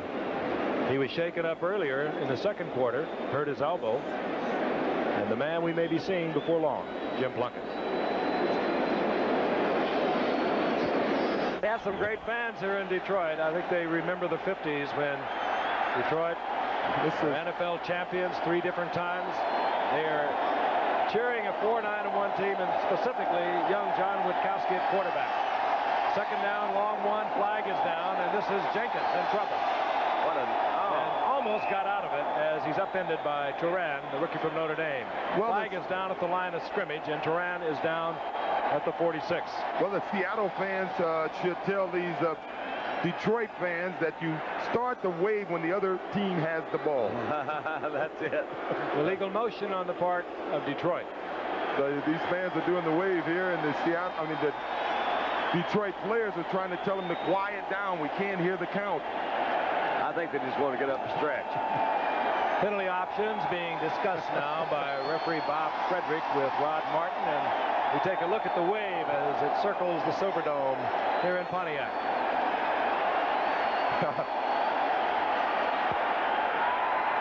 Illegal motion, number 87 on the offense. The down will be repeated. That was David Lewis, the rookie first-round draft pick at tight end, who was moving a little prematurely. I can't believe they're doing the wave now. 2nd down and 7, the ball just over midfield in Raider territory. We have 10:18 remaining in the 3rd quarter. The Raiders on top, 7-3. Little learning is a dangerous thing. Mark Nichols in motion. Boy, and he's got a good start. Nichols, batted it down. Oh, Mark.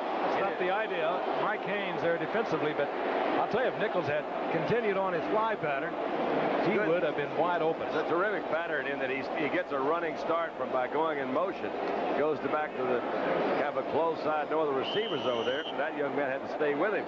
Well, Mike Nichols was a #1 draft choice a few years ago out of San Jose State, and the book on him is he's been a little inconsistent. He's pretty good running down the field catching the ball, but he doesn't catch the ball well going over the middle. San Jose State, also East Bakersfield High School and Bakersfield Junior College. Out of way. His name's Mark, too. 3rd down and 7. From the shotgun, Witkowski, the quarterback. Witkowski gets the pass complete to Chadwick. He's short of the first down, however, near the 45. It'll bring up 4th down and about 2 yards, and I think we'll see the punting unit. That was good position by McElroy that time. He laid off just enough to let him throw the ball, and I got a feeling that he knew that he would be short for that first down. He didn't let him get past the first down marker. Mike Black, 7th round draft pick a year ago from Arizona State. Punted well tonight. Lee Montgomery back for the Raiders. He'll guess with him, as Black will probably be looking for the corner. Either that or he'll hang it high looking for the coverage. Fake it. When I was in Buffalo, we had a lot of games like this, and we went to fake it, go for it. Oh, he may have caught something. He nailed it. Yes, he has. Mike Black puts it out.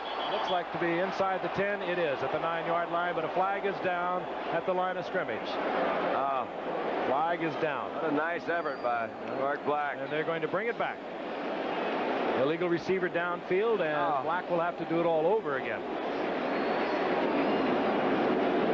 Well, that's Money Clark. Unfortunate penalty there, because that was beautifully executed. Under fire here in Detroit. Ineligible member of the kicking team, downfield, number 58.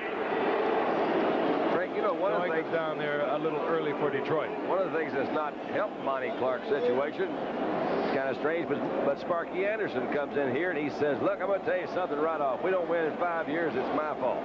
And everybody. You ever heard a football coach say that? No, they don't like to do that, but Sparky's baseball managers know that's true. They got to have to win or they get gone. Get good or get gone. There's Montgomery. Now it's stepped up to about the 14-yard line. Mike Black will try to do it all over again. Looking for the same sideline, and he has hit another beautiful punt. Will it catch the end zone? No. And it takes a Detroit bounce. Came right back. Black turned that over with the perfect spiral, and it took a Detroit bounce to the 5-yard line. A 45-yard punt, but more important, the Raiders will start at their 5-yard line. Good effort by Mike Black.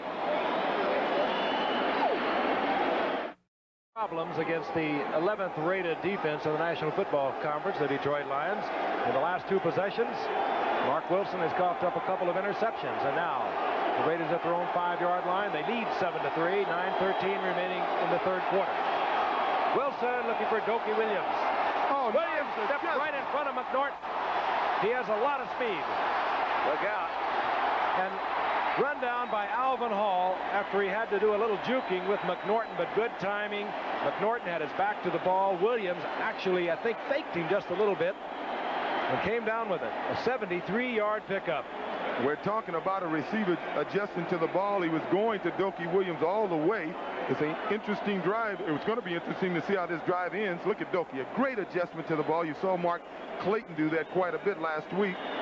But Dokie heard you tell him to do it a while ago, so he got on to it. It's rare that you'll see Dokie get caught in the open field, but he was obviously starting from a dead start, and the other defender had a running start, Alvin. First down and 10. The Raiders on the 73-yard connection. Wilson to Dokie Williams. Marcus Allen right side.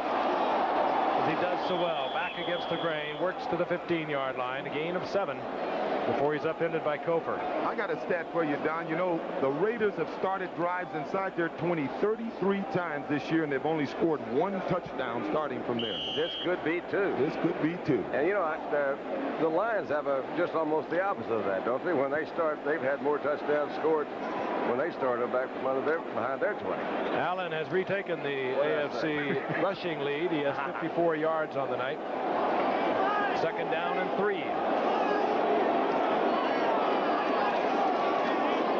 Marcus Allen.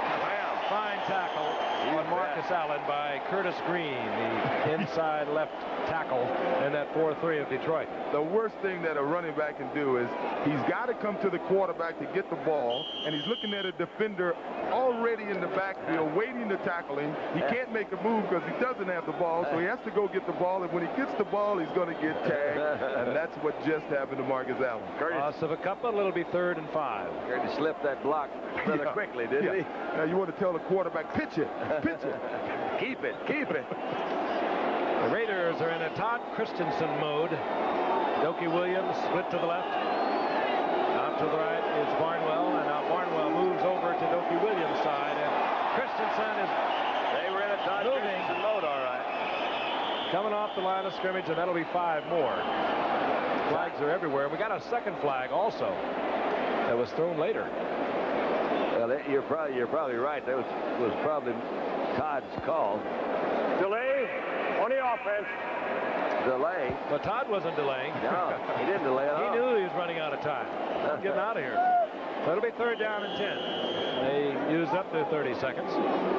6:47 remaining in the 3rd quarter, and the Raiders struggling against a 4-9-1 Detroit Lions team. It's something to see big number 87 Dave Casper come into the game, because you can think of all those great years with the Raiders when he would be the man right now. Yeah.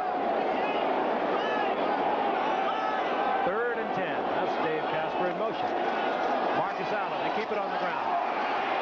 And sliding all the way over from the right side, Doug English, and it'll be 4th down, and Chris Barr will be trotting out. Surprised? I was a little surprised. I know Marcus was happy. Those on those 3rd and obvious pass situations, that's when a back really wants the ball. He wants to break it, and that's when he can get his average per carry up. Unfortunately, the defensive team, the Detroit Lions, was looking for it. Chris Barr comes on. He's 19 of 25. Has already hit tonight. And kept his string of conversions alive. Well, they still only scored once in drives starting within their 20. Charlie Hanna is going to have to provide the snap. We mentioned Dave Dalby went out. Charlie Hanna, he has done a lot of deep snapping, though. Mark Wilson is the holder on a 37-yard attempt. And Chris Barr is perfection. So the Raiders extend their lead. They lead by 7. We have 5:48 remaining in the 3rd quarter. Detroit, number 82 is Pete Manley. He's back there with Alvin Hall, and Chris Barr will kick off. Barr having just hit from 37 yards out. High kick by Barr. And this will be Manley, the rookie from Northern Arizona, with a lot of speed. You got to use it, though, and hesitate in that gap. And he hesitated because he saw Chris Barr. Friday night, we'll be in San Francisco watching the 49ers. The 49ers 14-1 going against the Rams. Here is the situation for the Rams. If they defeat the 49ers, the Rams could clinch the wild card. The Giants can clinch the wild card then with a win over the Saints. And let's take a look at this one. If the 49ers defeat the Rams, the Redskins can clinch a playoff berth unless they lose to the Cards by 44 points. We've got a lot of things, and there is if a mild earthquake occurs in Colingo, California, well, then perhaps Tampa Bay will be in. Between 7 and 8 o'clock. On 1st and 10. To the 35-yard line, a gain of 4. It'll be 2nd down and 6. Giants fans obviously are going to be rooting for the Rams. Dallas fans are going to be rooting just the other way. Nacho Randy. 2nd down and 6. We mentioned it's been a bad week for my pal O.J. Dickerson gets 104 yards on Friday night. He's going to get one of your other records, O.J., that combined total yardage from scrimmage. I wonder, is that a part of the aging process? Watch your records fall. You got it, my man. Nice thing is you had records. 2nd and 6. Witkowski puts one up. He threw it where it had to be thrown because it was just absolute dead solid perfect coverage by Mike Haynes. How many of your records have been broken, Dandy? I had one. I know Pastorini got one. Yeah, it broke my heart. I think Pastorini did it on purpose, as a matter of fact. That was total fumbles for a given season. That's right. And I think the last couple of them were giveaways. He wanted the record so badly. Yeah, could have been. I don't know. I I've talked to Dan about that. He denies it, of course. Third down now and 6. We have 4:49 remaining in the third quarter. How many games did Dan play? Yeah, that's true. That's nothing. He had more opportunities. He played more games than I did to break that. Witkowski from the shotgun. Uh-oh. Steps outside of Howie Long. Crack and run. Ooh, and Sean Jones had zeroed in on Witkowski, and Sean Jones is 6'7", 265. But Witkowski runs up there close to a first down. He is perhaps a yard short, and it's going to be fourth down. The crowd's not going to like Mike Black, the punter, coming out. Yeah, go, go, go, go, go. That's an 8-doll. Good effort by Witkowski, coming up a yard short, however, and Mike Black is on. And there's Clee Montgomery. The Raiders have been getting awfully close to blocking a punt a few times. This time they have a return on. That's why no one really rushed the quarterback. This one doesn't turn over, and Montgomery will have an opportunity. And out of the 25 to the 27. Brazil is there for Detroit. That time a 40-yard punt by Mike Black. Raiders get it back, and Mark Wilson talks it over with Tom Flores. He'll stay in the ball game. We keep speculating that perhaps we'll see a little bit of Jim Plunkett tonight, because Jim Plunkett has not played in 9 weeks. And with the fragility of quarterbacks today, you like to have your backup quarterback to at least been out on their field where the little combat has been going on. First down and 10 Raiders at their own 26. Wilson to Allen, and a good tackle. That's William Graham, the strong safety, with a good effort against a very shifty Marcus Allen. What are you laughing about? I'm laughing because I know I've talked to Marcus about that on a few occasions. Yeah. That when you're out there and they don't throw the ball right away, and all of a sudden the guy who's covering you starts running towards you, don't throw the ball now. You know, I don't have a chance now. Don't throw the ball out here now. That's like that handoff you were talking about a while ago. Don't give me the handoff. The thing's gone. A gain of 1. Second down and 9. Wilson back. Wilson in trouble. And down goes Wilson in the arms of Jimmy Williams. He's an interesting young man, Williams. He was a walk-on at Nebraska. He weighed 180 pounds. 4 years later, he was the #1 draft pick in the NFL. That's work and dedication. Jimmy Williams. Sick. He just pumped himself up there at about 230, didn't he? Clock ticking away with 3:25 remaining in the third quarter. Third down long situation for Mark Wilson. He puts his speed to the left. That's Barnwell and Dopey Williams. The man you always have to consider, of course, is Todd Christensen and Allen out of the backfield. That's Allen in motion as Wilson spreads out the coverage. Putting one up again for Dopey. And off his fingertips. That was Barnwell, however. That was a throw instead of a pass. Explain that. Well, I mean, he just got back. He's not really trying to hit somebody. He just knew generally where he was going to be, so he's going to throw it down there. Maybe one of his guys will run under it. I guess if you have that kind of speed, such as Barnwell and Dopey Williams, you just maybe throw it as hard as you can, huh? That's what he did that time. Here's Robbie Martin. Guy is in for the Raiders to provide the punting. Detroit's had a very tough time with their special teams, particularly the return teams. They're right down there in the bottom of the league with them. Only one of the problems that seem to compound themselves in a 4-9-1 season. Rush was on, but Guy hits a beauty, and he drives Robbie Martin all the way back to the 11-yard line. What a catch he made, though. The little wide receiver did make a good catch, and he works it back out close to the 23-yard line before Derek Jensen was there. I remind you, college football excitement continuing on ABC with the Gator Bowl on December the 28th. The 7th-ranked South Carolina, who is 10-1, takes on number 9 Oklahoma State, who is 9-2. And then on January 1st, the Sugar Bowl, featuring number 4-ranked Nebraska against 11th-ranked LSU. Both games will be seen live at 8 o'clock Eastern and right here on ABC. Year of the Olympics. And of course, coming up the Super Bowl January the 20th, and the voting was held on the Pro Bowl today around the league. We'll be bringing you the Pro Bowl from Honolulu January 27th. It's been a magical year in sports here at ABC. On 1st and 10, Witkowski trying to get deep to Thompson. And great coverage. Hayes on the inside, the free safety, then McElroy on the coverage also. Lester's having a tough night tonight. He's gone out of the lineup twice, shaken up. Oh, Leonard Thompson has always been a big play receiver. This may be his best year ever. He has 48 catches coming into the game, but it's interesting watching Lester cover him. You know, ever since they made that no stick-'em rule, Lester stopped intercepting passes. I think he had about 10 or 11 interceptions one year when he used to wear that stick-'em all over him. And, you know, I think it's a psychological thing. I really don't think it's it made him catch the ball any better. 2nd down and 10. Detroit just out over their 23-yard line. Witkowski looks for Nichols, and in and out of his hands as Lester Hayes gave him a pop as he went up for it. The young quarterback, John Witkowski, he really missed him. He had a guy open that time and kind of hurt it. He let it go a little bit too high on him. 3rd down and 10 now, and the Lions will go from the shotgun.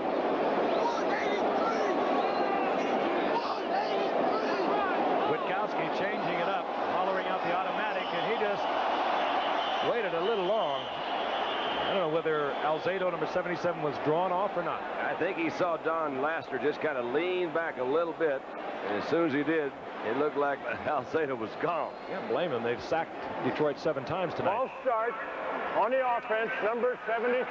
Yeah, you got it, Don. That's Don Laster, who has been face-to-face with the 14-year veteran Lyle Alzado. Alzado's had a couple of those 7 sacks as the Raiders have taken the sack lead in the NFL away from Chicago. They're up to 61. Laster didn't move much, but he just rocked back a little bit. We see Billy Sims there. Hooks, Texas. They missed old Billy up here. Signed him a good contract last year, and I know he would love to be right in the middle of it. One of the more exciting runners you'll ever see. Still their leading rusher, and he hasn't played in 7 weeks. 3rd down and 15. Witkowski in a lot of trouble, and he slides out. And now he goes down, Bill Pickel. When Bill Pickel comes in that lineup, he is everywhere. He really is. Rutgers. That will not be a sack, as Witkowski had pulled the ball down and was running with it, but it will bring up 4th down, and Mike Black, who is getting a little exercise here in the 2nd half, comes out to punt once again. It's amazing. Bill Pickel came into the game with 9 sacks, sharing time with Reggie Kinlaw, who is back and healthy. That's a lot of sacks from that nose tackle position. Lee Montgomery. Raiders should have good field position. Montgomery is positioned himself at the Raiders' 40-yard line. 1:49 remaining in the 3rd quarter. The Raiders on top. They lead 10-3. This is an example where that return yardage. Look at that. I told you they'd go after it. Whoa, and a flag is down, and Black is looking for 1st down, but a flag is down. Holding. Oh, no. I'll bring it back. Several big plays tonight have been brought back because of the penalty. They have plagued Detroit throughout the season. A very alert move by Black that time. Yeah, Would have had it blocked. Yeah, we were talking earlier that they were coming after that punt earlier in the game, and on the last punt they had a return on, but I'm not surprised to see him go after it on that play because they've come so close earlier in the game. Well, you know, you're talking about the return yardage. The hands by the offensive team. 10-yard penalty. Talking about the return yardage a moment ago. What put him back there in the first place was Ray Guy's punt. Ray Guy got off a terrific punt the last time. He kicked the ball 60-some-odd yards or whatever it was. Now they've got a little penalty, so it's Mr. Black's time to let me see if I can answer it. So the Raiders are probably going to pick up some yardage on this. Now Clay Montgomery moves up almost to midfield. Detroit has now been penalized 9 times for 84 yards. That has been the Raiders' 12th man. There's a good punt. Black gets it to turnover and drives Montgomery back inside his own 40. Or if you can just get there. Oh, what a block that was. Safe. Montgomery got a tremendous block and gets it back close to midfield. Let's take a look and see if we can pick up the holding. Oh, yeah. Yeah, he's holding him. Well, that's not holding very bad. Well, he may have saved a few points. He may have blocked that punt had he not held it, by the way, too. That's tough on the costume. Yep, that was number 54. That was holding Roosevelt Barnes. So the Raiders do indeed get good field position inside Detroit territory near the 49-yard line with 1:21 remaining in the third quarter. Let's see if they can get it in this time. Well, all right. I don't have anything else to do. Doki Williams goes left. Barnwell is in a little wing position at the top of your screen, now moves in motion. Wilson loses the ball coming away from the center. Twice.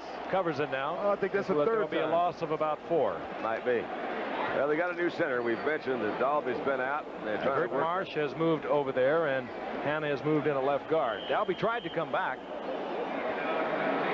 He was injured in the first quarter, came back for a little while, but then had to step out as a very sore ankle.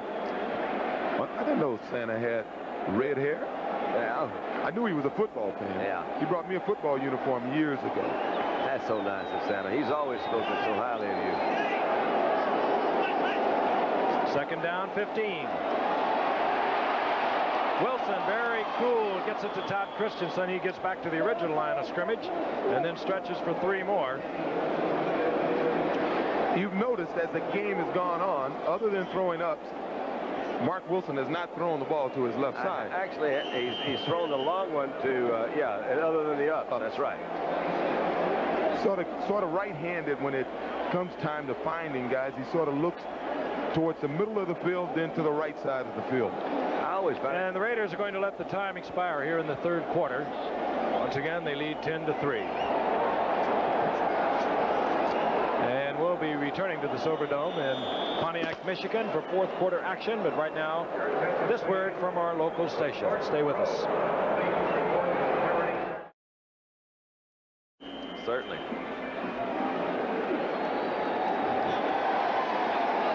Third down and 7 as we pick up fourth quarter action. The ball near the Detroit Lions 45-yard line.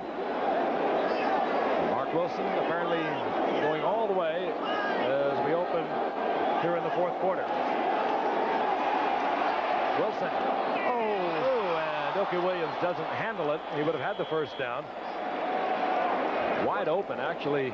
Wilson could have made that a little easier for him. That's a real good point, Frank. I mean, you could look at it and you say, okay, Doki should have caught the ball. But it starts back the other way. The ball should have been easier to catch because he did have time to throw, and Doki was so wide open. And I'd like to tell you that we're having a bit of a power problem here in Pontiac, Michigan tonight, and it's picking up a little bit, and some of our technical equipment that we like to keep you entertained with and informed is not functioning. Hopefully it won't get worse. Ray Guy is in on fourth down. You've had a quick look at Alvin Hall, number 35, Robbie Martin, number 83. Ray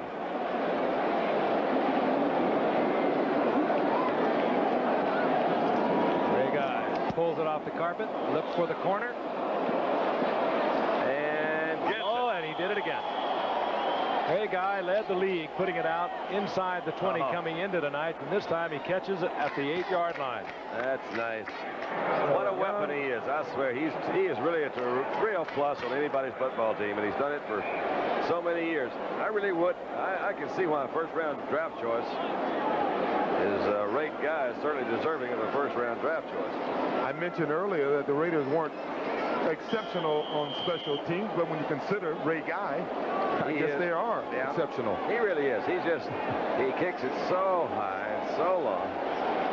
As Frank's pointed out, he's very accurate with where he puts it. Now I say earlier that they're very good, maybe the best in the NFL in scoring in drives starting inside their 20. Well, we'll find out. At the 8-yard line, first down and 10 Detroit. Jones in motion. Jenkins. They're strong little runner at 5'8" and 185 pounds, and Jenkins just makes the surge and gets about 4 yards out of it. And they're going to mark it at the 13, so call it 5. It'll be second down and 5. Jenkins a free agent last year after a couple of years at Philadelphia. Last year mostly involved with kick returns, but with the injury to Billy Sims 7 weeks ago, he has been seeing a lot of playing time. And doing a good job. Second and 5. And Witkowski turned the wrong way. as things happen. And pays for it. Stacy Turan, the rookie from Notre Dame, was right there. Witkowski, in case you weren't with us, has replaced an injured Gary Danielson at quarterback. This is Doug English, Pro Bowler a year ago. He's a big guy out of Texas that was going into the oil business, decided he's going to give up football. And then he looked at the oil business a little bit more closely, decided he'd come back and play some more football. Laid out the entire season of 1980. One of the better tackles. Yeah, I saw him on a local interview here today, and he was talking about, well, you know, you're 4-9-1. He said, I don't care. He said, boy, you go in that stadium and you start yelling and you smell that cigar smoke, something makes the hair on your neck stand up. I'm going to play. Out of the shotgun on third down. The reverse, and it goes to Jenkins. And Howie Long is not fooled at all. Jenkins, however, turning it into something. Jenkins for the first down with a superb individual effort. He got away first from Howie Long, and he gets the first down at the 20-yard line. Interesting play, a little variation off the old Statue of Liberty play. See the quarterback here. I didn't know he faked the pump. I haven't seen that in a lot of years. If he'd have kept the ball up over his shoulders, it would have been the Statue of Liberty. As you can see, a little guy here at 5'8". Mr. Jenkins does an excellent job of finding the first down and getting it. And he held it over his head like he was going to pass. Mr. Jenkins wouldn't have been able to get it. He had to jump up. Get it. A jump ball. We're in the fourth quarter, and the Raiders are leading 10-3. A win tonight, a win over Pittsburgh, and they perhaps can get the first wild card game on their home field in the LA Coliseum. That's what they're looking for tonight. Whistles blow. Too much time. Happens when you bring a youngster in there. Delay the game by the offense. Witkowski, of course, not calling his own plays, but you got to get it into the huddle, and get it delivered. Here's the stat I was talking about, O.J.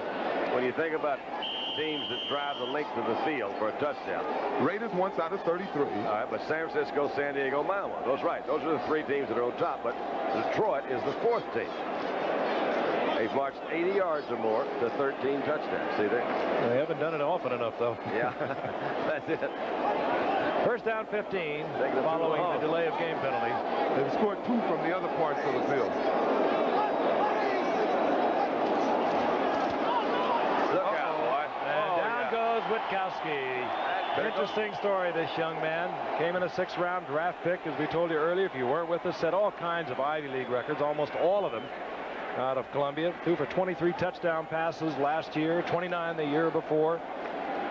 And he came in under the most adverse of circumstances. When Danielson was hurt, he took it over at the 1-yard line and marched the Detroit Lions right down the field. They really got the fans hopped up. There's some 67,000 of them that have shown up tonight for a 4-9-1 team, but they have been cheering this youngster ever since he came into the game. That's the 8th sack. And the Raiders are now up to 62. Beautiful job of McKill. As Don and I were both trying to find out if Rutgers was in the Ivy League, the school that Bill McKill went to. We found out it's not. Well, of course not. From the end zone, Witkowski gets it to Jones. We knew that. Jones works hard and gets back out to the 18-yard line, close to the original line of scrimmage, where it's going to put young John Witkowski in a 3rd and long situation. Chestnuts roasting on an open fire. Jack Frost and nipping at your nose. Christmas trees hanging from the roof. That's a very strange but interesting place to put a Christmas tree. The roof of the old Silver Dome. Christmas spirit has arrived early. Yes, it has. Ho, ho, ho. 3rd and long. And believe me, the Raiders front down 4 will just nail the ears back, and they will come. And there's one of them.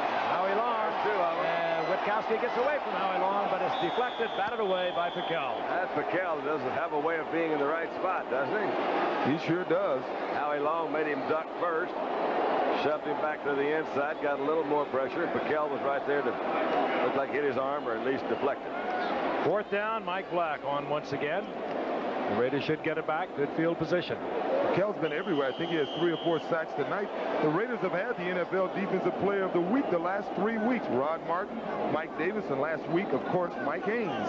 Those 2 big interceptions against Miami. They're getting ready for the playoffs. Miami also ripped off over 500 yards. 470 of it passing. Black does doesn't get it to turn over, but it drives Montgomery back close to his 30-yard line. And he finds a big gap. Could do it all the way. Mike Black is the last Detroit Lion. Those flags are down. And Clee Montgomery, who replaced Greg Pruitt as the return man a couple of games ago, that's his first touchdown return. It goes 69 yards. Well, like O.J. says, they don't pay much attention to those special teams. I was just thinking. Mike Black hit a good punt. And Clee Montgomery, he used to return punts in 80 and 81, and then Greg Pruitt came in and took that job. But Pruitt had plumbalitis early in the year, so they brought Clee back, and he did the right thing, O.J. Saw the gap and turned it on. You saw the great movement. I think this is Ted Watts. No, that's number 30, Tracy Turan. He makes a nice block, and old Wilbert, he looks like his brother Wilbert Montgomery from Philadelphia. There you go, Clee. Chris Barr is on for the conversion. 10:44 remaining in the game, and the Raiders strike from 69 yards out on a Clee Montgomery punt return. The Raiders now move out on top 17-3, and there's a youngster. Way to go, Clee. Yeah. Looks like your brother also. San Francisco, sitting at the Golden Gate. I can't wait to see my old 49ers and see Eric Dickerson. The Rams need it. The 49ers are playing like champions anyway. Should be a great game. Boy, are they ever. 14-1. No revenge for the Rams. I think the 49ers treated them poorly the last time they played, 33-0. Barr to kick off. Manley is back along with Alvin Hall. And Alvin Hall will bring it out. Flag is down. Hall, good effort to get out over the 20-yard line, going down in the arms of Otis McKinney, but a flag is back at the 10-yard line. Detroit, meanwhile, they're not thinking playoffs. They're thinking getting through the season, some sort of self-respect. They close out on Sunday against the Chicago Bears. Illegal block on the kick return team, number 92. I think that's the 10th penalty now against Detroit. And it'll take young John Witkowski all the way back to the 5-yard line. He has been one of the interesting stories we've watched develop here tonight. Watch number 92 and number Angelo King is 92, linebacker that came to Detroit from Dallas. And he got him right in the back, sent him on his way. John Witkowski, he has been underneath his goalpost much of the evening. That's the way he started, wasn't it, on his other goalpost. First down, Witkowski. This time, one of the few poorly thrown balls. Trying to get it to Leonard Thompson and trying to work in front of Lester Hayes.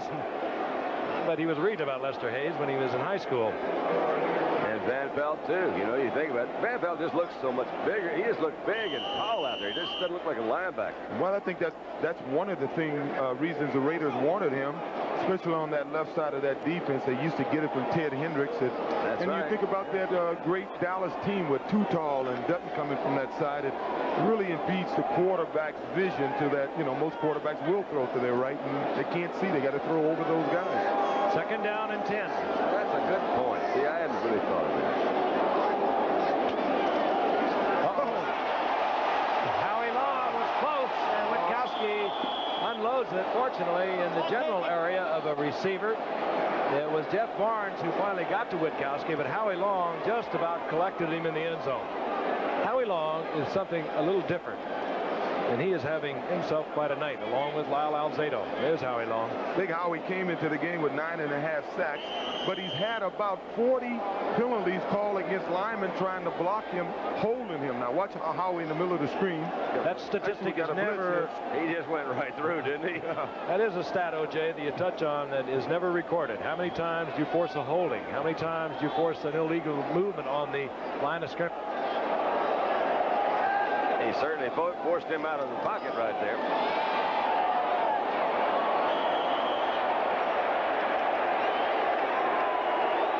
Oh, they're booing That was him. Leonard Thompson that Not they much threw they can to, but do. it was just so far overthrown, it was not close. And that's not one of your better ones, but when you're back in there on backed up, That's the way it goes. Mike Black's going to come in to do the punting right now.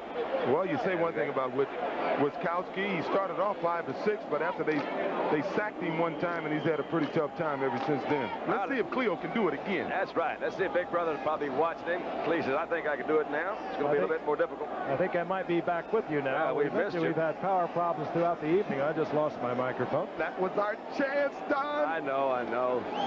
Mike Black to punt from the end zone. Lee Montgomery again driven back as Black continues to kick the ball well. Here comes Montgomery again. The last time 69 yards on a TD. This time he slips and goes down at the 42-yard line. So the Raiders find field position once again as they begin to dominate. We'll be right back. For Mark Wilson, we thought we would see him. They want to work him a little bit. He was injured in the 6th game of the season. A torn abdominal muscle. Has not played since. Has been ready to play for several weeks now. I've had one of those, Frank, and they're the most difficult to heal because you don't really know how to treat them. You have to take some time and rest. He's a great story, Jim Plunkett. Yeah. Pulls away from the center, and again, keep in mind, he is not working with Dave Dalby, who was injured earlier. Kurt Marsh has moved over, and Mark Wilson, as we have seen, has also had his problems taking the snap from Kurt Marsh. So Plunkett gets initiated quickly on his very first offensive play. He says, I don't remember it being this tough back in October. I wonder how much time Kurt Marsh has worked at center, because for most of the season they had Jim Romano playing the backup center, and he played some games, and they traded him, I guess, about 4 or 5 weeks ago. Boy, those numbers don't tell the complete story. A great story of Jim Plunkett. He has been cast aside several different times. New England first, then San Francisco, resurrected by the Raiders. He's won 2 Super Bowls after he was written off twice. 2nd and 10, the reverse is to Kenny King. Looks back inside, and he looks right into the eyes of Ken Fantetti. And there's a loss back to the 45-yard line. It'll be 3rd down and about 13. Of course, Plunkett is in there, as we mentioned earlier. They want to have Plunkett feel some sort of contact, some sort of combat, if you will. He has been out of the lineup for 9 weeks. Not that I guess he really needs it. Just timing, perhaps. Well, they've clinched a playoff berth. What they're really playing for right now is, and to them, it's very important, I think, OJ, is that home field advantage. And plus, Jim has always been a big play type of quarterback, maybe not always consistent, and this offense is a big play offense. 3rd and 13. Plunkett going for the big play, far overthrowing Barnwell. Now that's exactly why they want him to get in there and get the feel of it, get it back again. He has not thrown a competitive pass, as I mentioned, in 9 weeks. And they want to have him ready. He just locked in on Barnwell that time. Barnwell was pretty well covered. It would have been an extraordinarily good pass, so that would have been complete. But I think he had his mind made up he was going to throw there. Well, I have the feeling that they're going to need Jim at some time during the playoffs, especially if Seattle wins this weekend. That means they're going to have to go to Denver, they're going to have to go to Miami, and then they're going to have to go to Seattle, assuming Seattle wins the game over whoever wins the Central Division. And assuming that they beat Denver, you've got them going all the way there. Here is Ray Guy, the team they've lost to, by the way, twice this year. Robbie Martin is back at the 10, but Ray Guy has been dazzling tonight, punting the ball out of bounds. Ray Guy doesn't mind taking the delay of game, and he's going to get it. So they'll back him up 5. The offense, 4th down. Sort of early to be starting to play the clock, but I guess every 10 seconds helps when you have a 14-point lead. Raiders leading 17-3 with 8:25 remaining in the game. A win tonight, a win against the Steelers, which could be disastrous for the Steelers next Sunday. The Denver win over Seattle, and they would have the home field for the first wild card game. Here comes Robbie Martin. Good move by Robbie. Good move. Way to go, Robbie. And Ray Guy made the stop. Ray Guy, a fine athlete, good defensive back in his collegiate years, and the backup quarterback. He made the saving tackle, but Detroit has fairly good field position at the 32. Back in the Silverdome in Pontiac, the Detroit Lions with the football. They have played well tonight, considering their record and considering they're playing against the Raiders, perhaps the hottest team in football at the moment. And Witkowski dodges another bullet and collects a pair of them as he picks up about 4 yards out of the 35. Brad Van Pelt was there again on Witkowski. You can tell he hasn't been around long. He hasn't learned the quarterback slide, has he? When he gets down there. Yeah. Oh, come on, guys. It's not quite that bad. No. About 4 years ago when we first came upon those bags down in New Orleans when they changed their name to Aints. Yeah. They had about 50,000 of them there one night. They really did. You look at this Detroit team, you got to wonder what's wrong with them because they have basically the same defensive players, and they have what appears to be what should be a good defensive team, and they have some good talent on this offensive unit, and you wonder why they can't win this year. Second down and 6. Look at them. Oh. Witkowski tries to get the ball off. Jack Squirey put those big arms up, batted it away. Wondered about height. Witkowski is 6'1", a 205-pounder. And speaking of height and quarterbacks, we had a talk with Monty Clark, the Detroit Lion head coach, about Doug Flutie, who he is very high on Doug Flutie. I think he had a good point. He says, you know, you got to go with the guy's record. And what he's done, he's won. He's got a good, strong arm. He said he'd love to have him.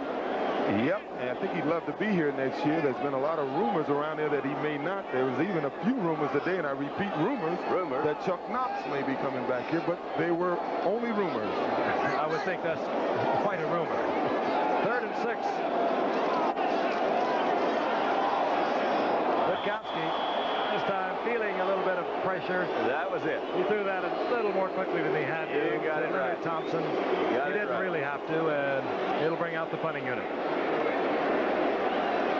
It's good, you know, the thing that he's getting, though, you know, you hate to get it when anybody gets hurt. You see a little blood there on his right arm. He comes back up. You say, you're right. Hey, you're right. I threw it too quickly. I just slight panic in my heart there. Cold rush went right to the heart. Lee Montgomery has already brought one back 69 yards. That'll move him way up in the weekly stats. Mike Black on to punt. Maybe the special teams, when you're 4-9-1, are where it shows more than any place else. Because if you've been running down those things all year long, you get tired of doing that.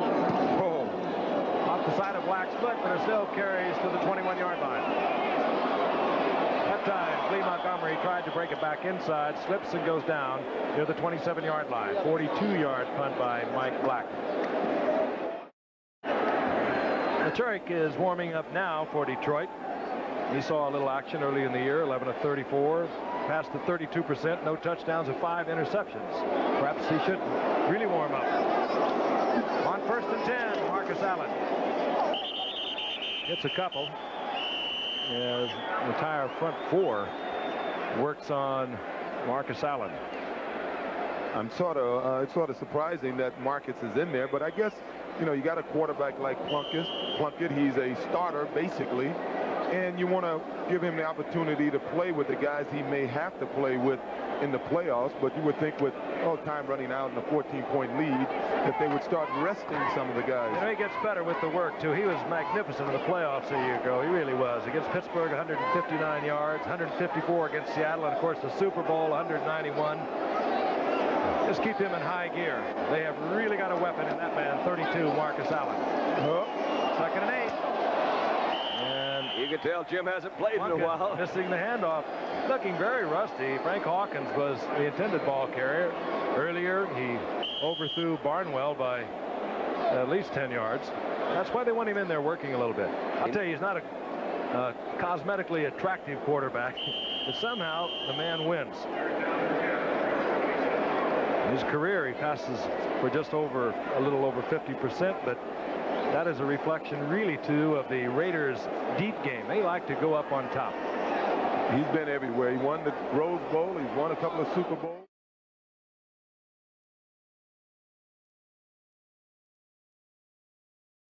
Rookie of the Year, Heisman Award.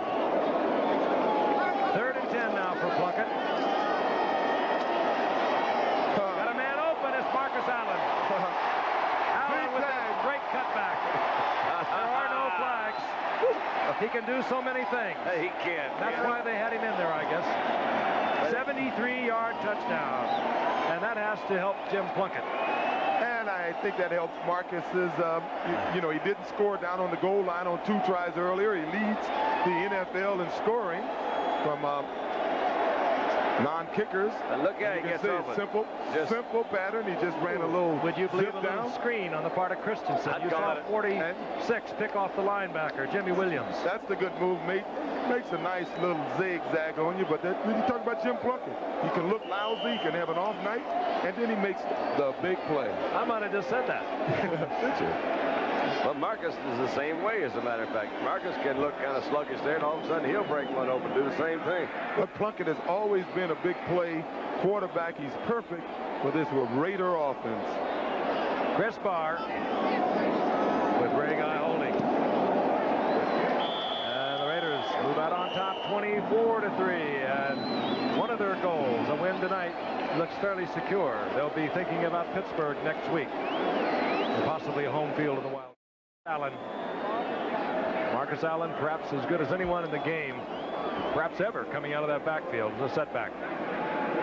Got a little help from Todd Christensen, too, knocking off the linebacker, Williams. That was a little bit heavier than a screen, don't you think? When Todd ran it, it was a shield. Chris Barr to kick off. Manley is back along with Alvin Hall. And this will be Pete Manley, a rookie from northern Arizona. Out to the 23-yard line. Oh, Marcus Allen. He came into tonight with unbelievable numbers already in his 3 years and 39 regular season games. As we look at it again, nearly 3,000 yards rushing, over 165 receptions. Pretty nice little pocket to start with. Well, I'll tell you something. He's the one back. I believe that before his career is over, he's going to have 1,000 yards receiving as well as 1,000 yards rushing in one season. He had a shot at it this year, but in the last 3 games, I think he's only caught maybe two passes. That'll help him right there. The new quarterback, Mike Machurik, is in, third-year man out of Idaho State. As I mentioned earlier, 32% in his previous action. Good shot this time to Nichols, and Nichols with a fine catch behind him comes down with the first down at the 45-yard line. Let's take a look at this scoring drive, and a whole bunch of it, 73 yards to be exact. Typical Jim Plunkett-led drive, couple of nothings, and a touchdown. Well, that is so true. That's not a drive, that's an excursion. Plunkett did start the first 6 games for the Raiders. They looked awful, but they won 5 of those 6 games.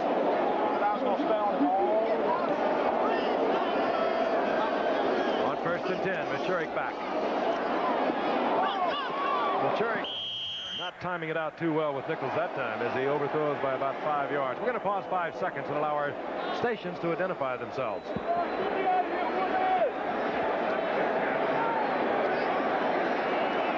The Silverdome in Pontiac, Michigan, where the Raiders came in tonight looking for a victory, hoping for a win next week against the Steelers, hoping Denver will defeat Seattle. And if that scenario should take place, well, then the Raiders will get their wild card game at home against Los Angeles. But they really are not in control of their own destiny, but they can contribute. Christmas did not come early. Second down at 10. That one batted away. All right. And Tickell tries to come down with it. I don't know who got the hand on it. Piquel had it. Evidently, he doesn't have good hands, but I think Piquel is trying to be NFL Defensive Player of the Week. You weren't with us earlier. It was a very tight game. It was 7-3 at halftime, and the Raiders have slowly worn down the Detroit Lions, and they now lead 24-3. Henry Lawrence, you see him there, number 7. You wouldn't believe it. He has an excellent voice. He plays at and sings at some of the local spots around Los Angeles. He made an album. You sing very well, O.J. Give me a break. That's roasting on an open time. 3rd and 10, looking deep and trying to get it to Manley, the speedy rookie out of northern Arizona, incomplete. That'll bring up 4th down. So Henry did limp off a little bit earlier in the ball game. Yeah. But he still came back and played. Kid's got a strong arm. We've seen that twice. Machurik is going to stay on 4th down and 10 with 4:17 remaining in the game. Can't say that I'd blame him. Leading receiver coming back into the line, Leonard Thompson. I don't think he's caught a pass tonight. He had 48, which is his career high. He hasn't caught a football tonight. The Raiders do that to you. They take away your best weapons and say, try and beat us with the weaker things. Yep, you're very rarely you're going to beat them with your outside receivers. Your tight end and running backs are going to have to catch passes to beat this Raider team. On 4th down, Machurik is back. Wow. Cal really levels Machurik. Piquel's having a night. Dexter Bussey, the intended receiver, but Machurik showing a lot of guts just to stand there. He could see Piquel bearing down on him. I think Piquel feels that Howie Long wasn't drafted that much higher than he was. Howie just signs a contract, $4 million over 3 years. 3 years or so. So I guess he figures, let me get on my job and I can get some few ducats down the line. Can't say that I blame his thinking, can you? Raiders have it back. Good field position in a commanding lead. Once again, we're going to want to remind you, we'll be watching Eric Dickerson and the Rams go against the 14-1 San Francisco 49ers. That'll be Friday night. And then we'll be moving on to Miami for Miami and Dallas. All sorts of implications there. And we follow this game as we look at Kenny King. No one has ever won 15 games in an NFL season. Think back to when the Dolphins were undefeated. That was a 14-game season. The 49ers can do it on Friday night. I've forgotten who they lost to. Do you remember? Who beat San Francisco? Pittsburgh. I believe it was Pittsburgh. Pittsburgh? They had a chance to tie it in the end, and they had a few chances to score. I think they blew it. Second down and 8. 43-yard line of Detroit. Plunkett hands off to Chester Willis.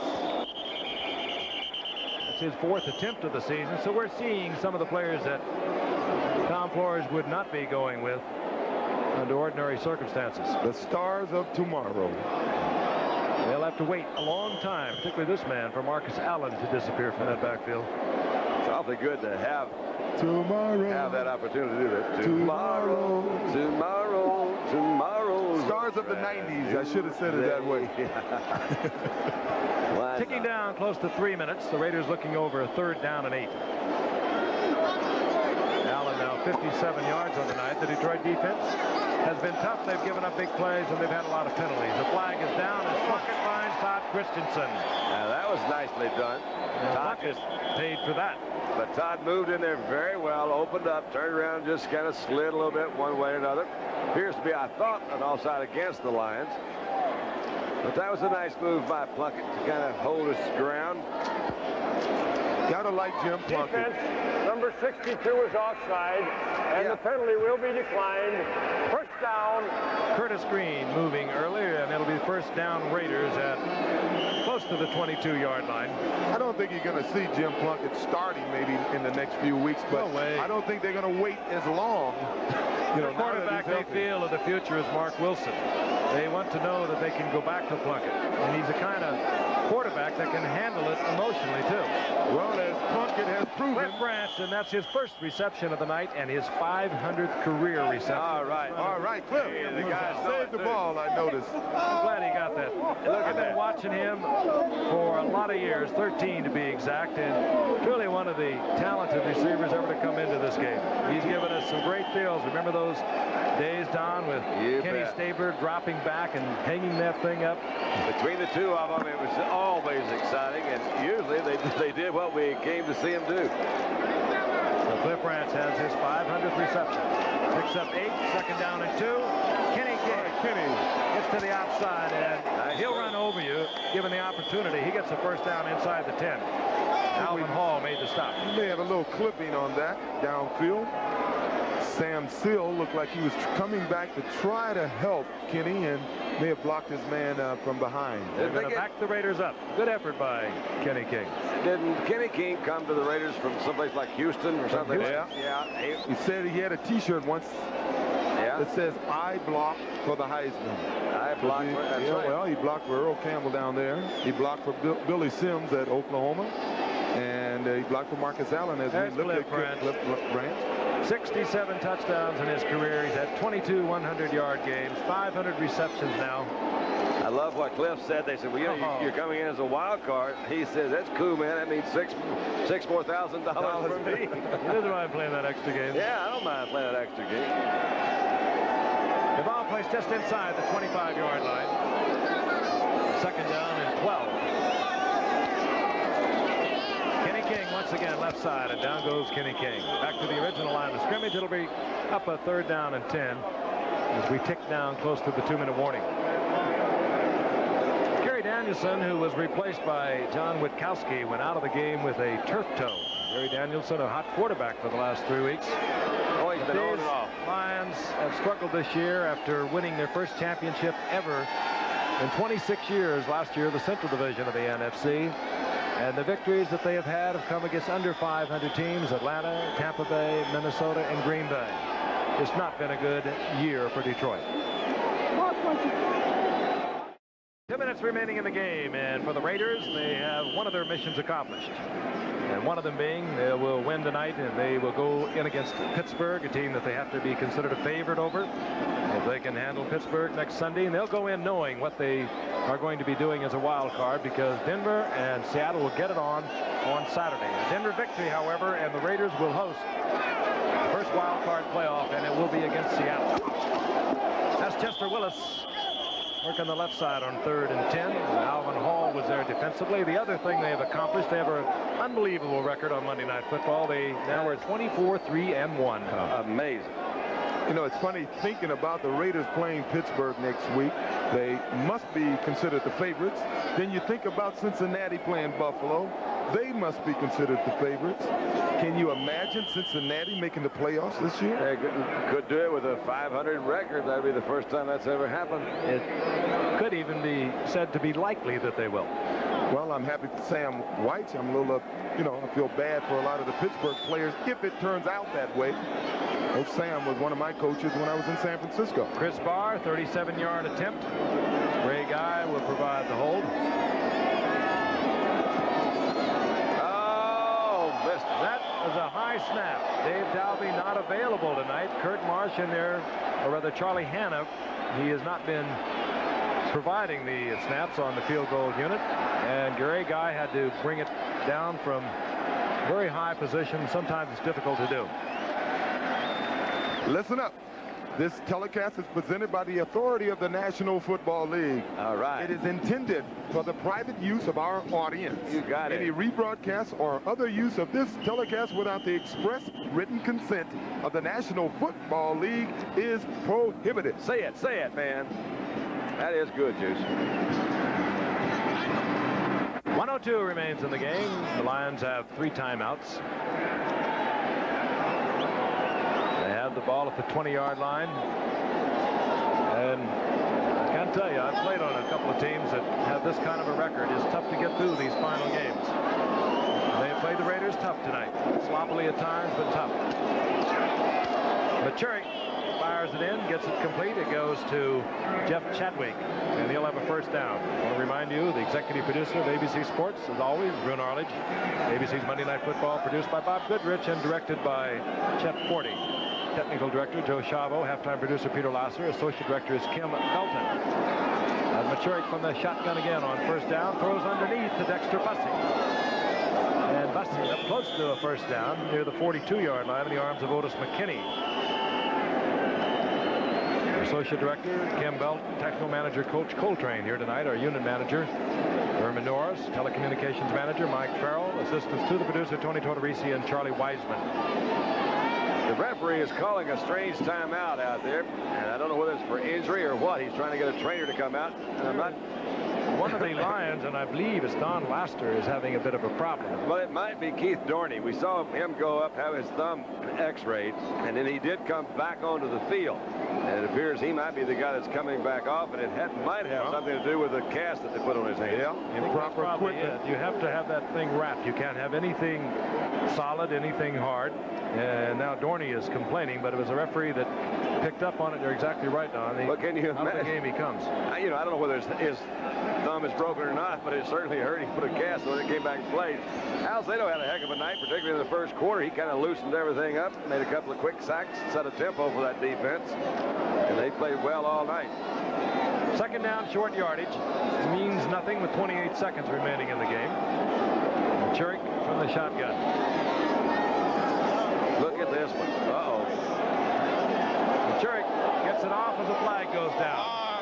And Ted Watts unloads on a Detroit Lion receiver. It was Robbie Martin, but a flag is down at the line of scrimmage. Getting a little sloppy out there. Holding, and Detroit will be backed up. Hey, look at it. Sean Jones, who comes in. Boy, he's something, isn't he? Well, and played he's a lot also last week against Miami when they were chasing Dan Marino. On the offense, number 65. But he's fresh, Frank. You know, he's been resting He'll over be there. second down. 8 o'clock start for you tonight, which also, just to remind you, the Nightline will be a little closer to the time you ordinarily will see it. Henry Kissinger will be there, and they'll be discussing Soviet-U.S. relations with a top Soviet official. And of course, Friday night we'll be in San Francisco with the 49ers and the Rams. And a week from tonight, Miami and Dallas. Machurik. Go get that one, guys. And comes down to the arms of Ted Watts, out of bounds. 12 seconds remaining. Mike Machurik out of Idaho State. Raiders, by the way, have not held a team without a touchdown since the second game of last season. And what they've really shown that they are coming into the playoffs, as they always seem to do. Top form last week against Miami in a real great shootout. This team prevailed 45-34. Nice to see that man get to play a little bit, Jim Plunkett. Well, it makes that hole they dug for themselves by not winning their conference appear to be not so deep. You touched on the offensive line of Detroit. A pretty good offensive line. They third in their conference offensively, yet the Raiders got 8 sacks tonight. The league in that department with 62. Machurik, that didn't work. We'll try this one. Boy, that's pretty. Looks like, yeah. Mike Haynes gets that one, and he's taken into the end zone by a Detroit line. That'll be a touchback. That is also his 5th interception of the year. His 34th career interception. In my estimation, the best cornerback in the game today. He's awfully smooth back there. I don't think you find much argument with that statement. Well, you might by Lester Hayes fans, and when you got him on the same team, why argue and quibble about it? And Lester Hayes and Mike Haynes now congratulating each other. Mike Machurik gets picked off. They'll mark it at the 5-yard line with 1 second remaining.